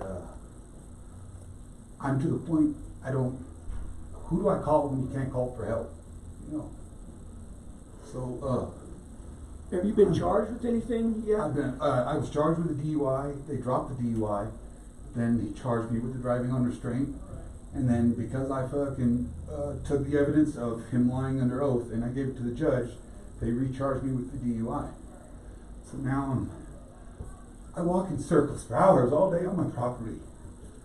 And I can't lose, I'm trying real hard not to lose what I built. And this is hard, what do I do? How about what? What did I do wrong? I'm just trying to, I'm here to ask for help. Just let me give you the stuff I got so you can see what happens. I mean, I know this is a 2-minute thing, but let me show you what I got. Let me show you like I'm. Can I ask you a question, sir? Have you spoken to the public defender about? Yes, Jonathan Sidney's got all this stuff. Okay, and what did the public defender, did they say that they would help you? We just went through the motions hearing for him lying, and basically they said the fact that he lied has nothing to do with me driving, so I'm still gonna go to jail for 30 days and lose my farm. So it's. Have you already been sentenced, or No. that's potentially you're That's, gonna? but they won't even give me a deal. They won't come out. They're just fucking coming after me. I'm not trying to do nothing. I told them they couldn't put a needle in my arm, and I got feed for my animals. Now I gotta go to jail. Let me show you. Let me come out of the pawn shop and show you what I got. You really don't have to, because I know, first of all, let me say, I don't think this is a commissioner issue, but I appreciate you coming here because you're frustrated and you're looking for assistance. I appreciate that, but I don't really think it's a commissioner issue. However, I still would like to talk with you. The state law does say if you refuse to take a sobriety test, that it's a mandatory 30. Express consent says that I have to commit to a chemical test, and I asked for blood sterilizer over and over and over again, and he just wanted to take my blood. Ain't nobody gonna stick a needle in my arm. Okay, I understand you're very agitated. If you could try. I'm sorry, I know, It's I'm fine, trying I'm trying to help you. I feel your best bet is if you can't afford a private attorney to defend you, then the public defender, their job is to help you navigate a system. And that's really what I think your best option is, to be truthful with you. I'm here for, I'm here for the community. I'm trying to do the right thing. I get And it. I'm stuck. I can't even come to town. Who do I call for help when I can't come, when the people are trying to help, they're supposed to call are bullies? What do I do? Well, you might consider going down and talking with the folks in the Department of Human Services. I have no idea what their purview is, but you might go in and ask them, explain your situation, the last office on the right when you go down the hallway. I don't know what kind of services they could provide, but it might be worth a conversation. Now, have you've been charged with a DUI, that hasn't gone to court yet. No, they dropped it. I thought you said they recharged you with it. Because they literally, the prosecutor stood up and said, because he said this about Deputy Dunstan, I'm recharging him with the DUI. Okay, but so you've been charged with that, but you haven't gone to court? No, I didn't even got a plea about it because it just happened Thursday. Okay. Yeah, I agree with Commissioner Prince. Certainly, we're willing to sit and listen. And I'm not trying This to goes way beyond the commissioner's scope of responsibility because it's a court thing. Yeah, but this is your county. It is. And I'm here to, Yeah. That's why we're listening to you, sir. I'm sorry. That's why we're sitting, we didn't just throw you out the door, we're listening to everything you say.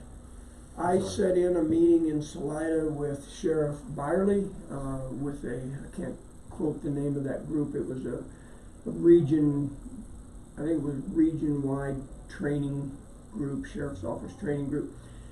And they all talked about probably doing away with a breathalyzer as a region-wide tool to determine sobriety.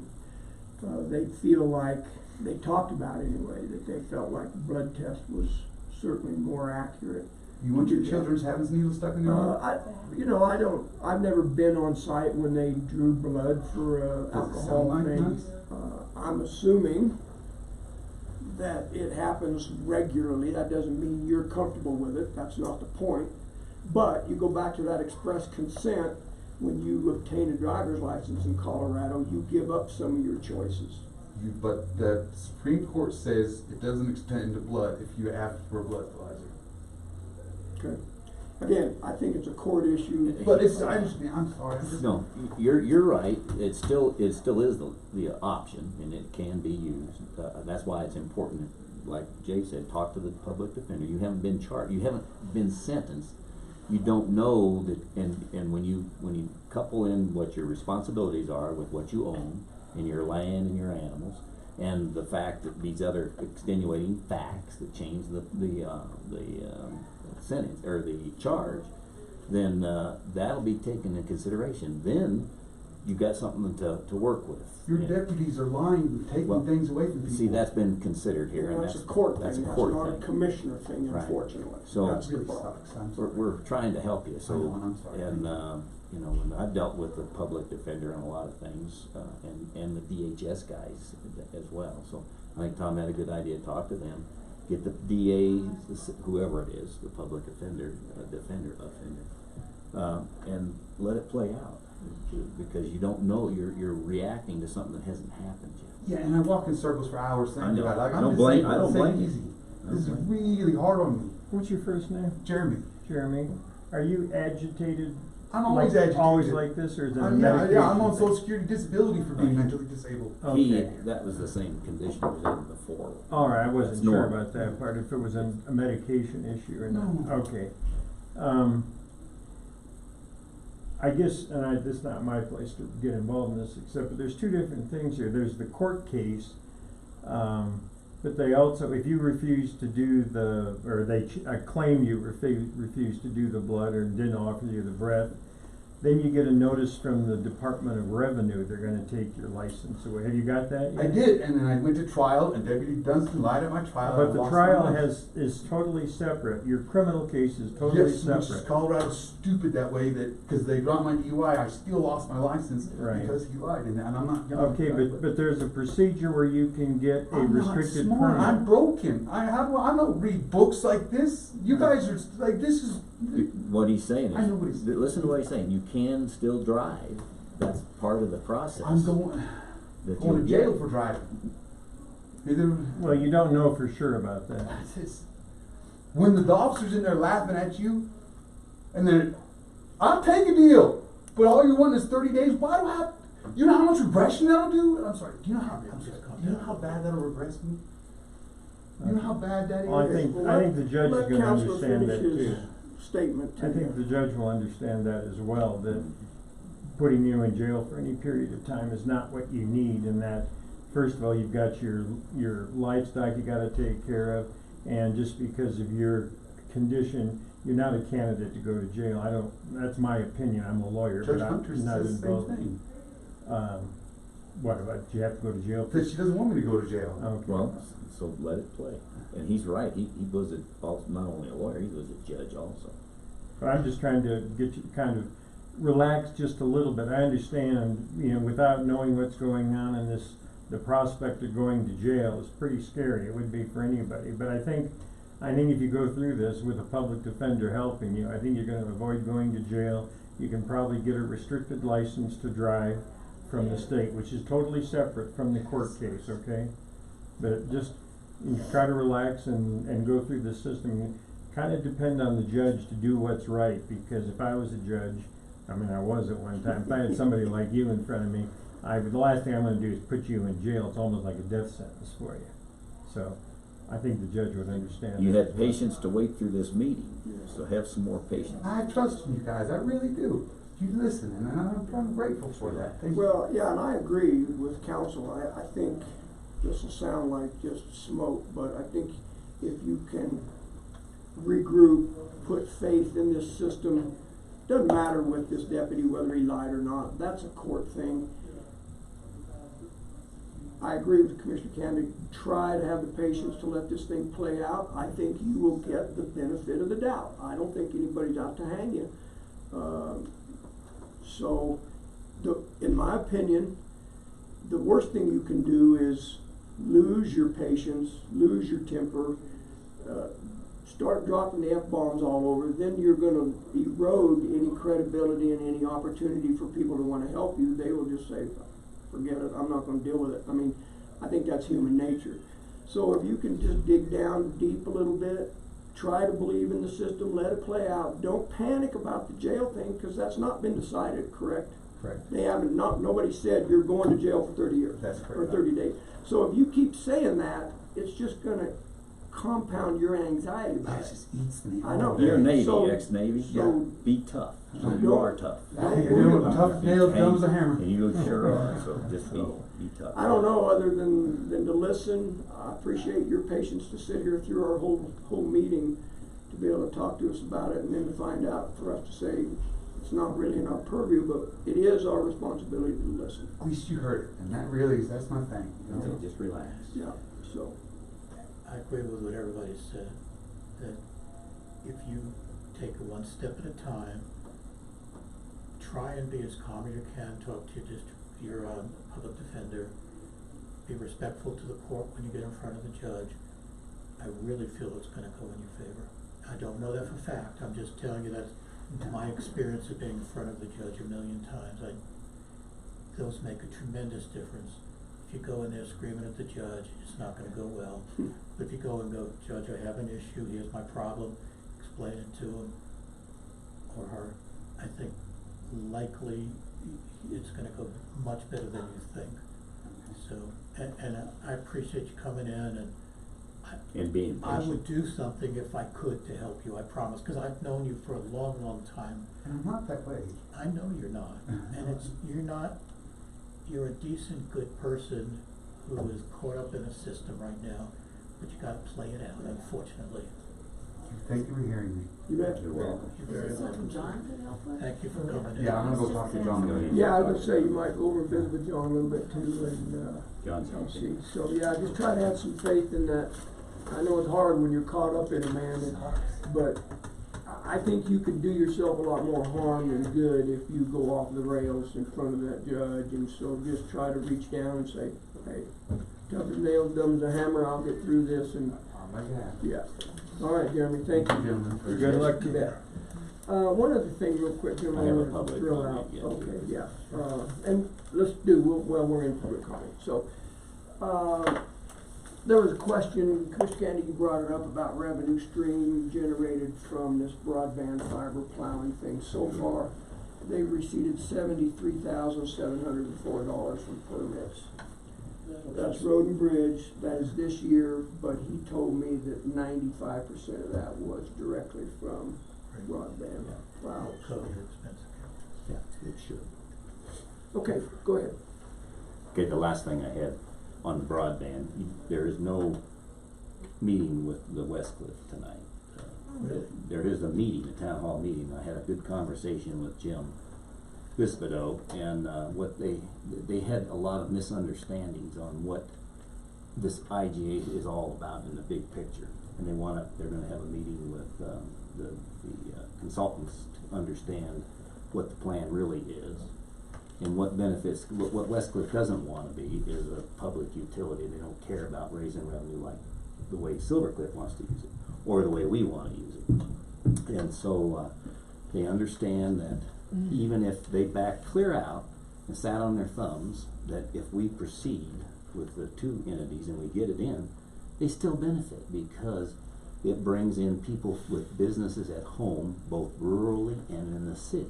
And it brings revenue into the town. And so when Jim and I were discussing that, and the light started dawning, said, you need to understand what it is, you know, and how it is gonna, what the plan involves, because Sally Clark is not gonna accept a plan that just says, we wanna put in fiber, and not tell them how we're gonna use it, how we're gonna connect it. That's what the plan's all about, and that's what we pay the consultants to do. So they're gonna have another meeting with him immediately, because they took the approach that, well, what's the rush? Well, there's not a rush, but there is a window when you apply for grants. And that was part of the process. So I said, as soon as you guys understand it and are knowledgeable enough, because all we want to do is to have a meeting between us and the two towns to discuss the options and what we would do as a team or not. You know, but they got to be able to have a conversation with us, because if they just took a vote now, they would vote no, because from their understanding, we don't want to play, you know, but we're happy with CenturyLink's 40 megs or whatever it might be for what they see. But then when they realize that it's not just about that person or the town itself getting by with pushing data back and forth on a receipt, it's about bigger picture stuff that we all need to have a discussion. So that might mean, how do we go forward is a discussion we need to have when the mayor's here in town and we got everybody together at a future date, and that was my responsibility to schedule that meeting. And so it was going off in piecemeal, and that had to stop, and so they recognized that. So we don't need to be there. I'm not gonna be there tonight. Neither is Silver Cliff. West Cliff is gonna have their own meeting. Well, Jim asked me to meet with him before the town meeting to discuss this. And I was gonna look at it from the Right. West Cliff point of view, it have nothing to do with the county. Right, I understand. And then the second part of that is, I'm gonna have another talk with Jim now, so he's got a little more info for his meeting tonight. I did talk to Kunkelman about what he did say in the meeting, and I said, now, if what I recollect is correct. Oh, well, wait a minute, I sat through, okay. Bottom line She is, didn't have a full I know, CenturyLink, CenturyLink is going to, they would be more than happy to entertain using a dark fiber out of the thing for in the future if they want to buy it or lease time, or you know, from the system we put in. It's another option to think down the road, because it's short-sighted to think that CenturyLink with 40 megs now is going to supply everybody with all the dreams, and it just isn't possible with 12. It's not a good plan to have a single. That's right. So anyway, that's right. So anyway, I wanted to make that clear, and I'm not going to be there. I appreciate it. I would be. Sir? Are we under We're old business? You're under his bladder, so you better. Public comment. Is the public comment Yep. under unfinished business? No, or- we're No, at the bottom. we're done. Okay, all right, good, Yeah, I we're all appreciate it. finished up. Just a quick note, my board instructed me that if you did a resolution that we would handle some sort of a press release. It's your action. I mean, if you're gonna. For What are you the fire referring burn. Right, if you're Oh. gonna handle a press release for it, I'm sorry, I didn't mention the subject. Yeah. If you're gonna handle a, press release for it, then would you want us to sign on to that press release? Or, you know, if you guys do it, we'd like to sign on to it or handle it, or, I just don't see any point in us all doing the same thing. you know? So, let's back up a little. Sure. So we are talking about the prescribed burn ban, right? Right, and Or as a moratorium. resolution, I wasn't gonna do anything for the public until you had your resolution passed. And that's scheduled for tomorrow, correct? Right, So right. we haven't done anything. As far as I'm concerned, I just assumed the fire department dealt with that. Okay. You'll word it a whole lot better than I think we will. I just wanted to make sure that I could reference your resolution as the action that implements it, so. Yeah, I anticipate that resolution probably going through the process, Yeah. but it's not until tomorrow. Right, very and that's not, basic. it doesn't require readings, that's just a single No, action. resolution, we'll just make a motion to adopt that resolution. Well, that's good, we'll handle that part then. And then, so, process-wise, why don't we have Kara then send you email you a copy of that resolution? Absolutely, As soon as we yes. get it done tomorrow. And then I'm great with the fire department taking the lead on that. Well, and what we try to do with things like that is it'll get to the radio stations and the papers. That's great. And, Yeah. the That's internet okay. paper and that kind of thing. Is that appropriate for that? Yeah, that's fine. And then if you would include it on the website perhaps, Yeah. and maybe a link to the resolution itself on the website. Yeah, and you need to think about recycling that notice too, because I got a lot of questions about it Oh, already, absolutely. about, well, I gotta memorize a new number and what's gonna change and, you know, what's the Well, process. see, You know, I and- said, you're gonna get a actual permit in your hand kind of thing, it's different, different processing. Right, a Well, little that's bit down different the road a process ways. and, you know, we're, that's gonna come out of this committee. Yeah. Right, And I put Right. together an email list and I'll include everybody on this, everything we do with the committee. And then I'm setting up some dates now and I've talked to the state and the federal agencies and they wanna participate and help as well, so. good. The trick will be getting everybody together. If we get that first one done, we'll handle that stuff at the firehouse if that's all right. Yep, I Starting think on. so.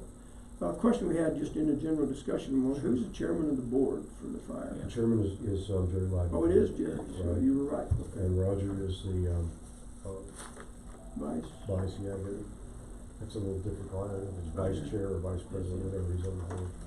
And we have five-member board. Camper. Yeah, Roger Camper, and then, Jerry Livengood, Roger Camper, Jeremiah Coleman, Dave Townsend, and Scott Bird. Those are your board members? And if I wanna be on, at your next board meeting, if I wanna address the board, would I go through Jerry? Would that be the best way? Schedule it with, the Terry. administrator, with Terry. Terry? And I'll get call it Terry, on I the know. agenda. And then we'll, try and make these meetings somewhere Tuesday to Thursday and during the day, so that works. Your board meeting Yeah, during? or the committee meeting. Oh, yeah, so. Board meeting is He was always- asking about the yeah, board meeting. yeah, our meetings have been for 42 years. The first Wednesday is training, the second Wednesday is board meeting. Right. So, And bring your pillow, cause they're long. It ain't longer than So this. you could still get on for the second And they don't Tuesday of this feed you? month. They'll be a lot longer with Well, Jay they do there. have food, yeah. Call Terry as soon as I get the restaurant. Because fire departments are generally, you know, they don't go anywhere without food. And But we polish. eat before. But we don't always invite people to eat. Right. What do you mean? But if it- Being on the agenda doesn't guarantee you a meal. No, Huh. see, I have the luxury of just being Yeah, able to she get just up and walked walk out. I understand, but I didn't want to All right, offend perfect. if I If did. you're gonna come, Jay, come early, we eat. Oh, see, some people, Well, some that's what I people said. get an invitation, That sounds like other a people bribe to don't. me. And I just decided to make the Yeah, invitation. It's up that's to the you. thing about some people. Depends on the person. Come and eat. If it wasn't some people, it'd be all Come and eat people, with right? us at 5. Immediate time. Yeah. Great. Yeah. I'll call Terry and ask to be put on. I won't take but 10 minutes. Well, Although maybe you don't sometimes get my to eat. 10 minutes. Get a is- stopwatch. His He 10 won't take minutes- 10. His Yeah. 10 minutes went 43 this Better, morning. that's right. We're not Always eat. counting. He was gonna be very I will do my succinct, but he was All right. succinct 100 times. We always eat so you have your strength. Thank you very much. Good. Anything else? Other That- public comment? Thank you, sir. That's all for Appreciate me. it. Okay. If you have certain things you wanna, I'm going to send the notices of the meeting to the administrator, and then whichever of you comes, and then you decide with him about that, so, Okay. you know. Perfect. Thank you. All right. Appreciate Anything it. else? He Guys, keeps you your good? mouth on. Then, anything else, gentlemen? Nope. Without objection, the chair will adjourn the meeting at 11:37. Talk to kid real quick.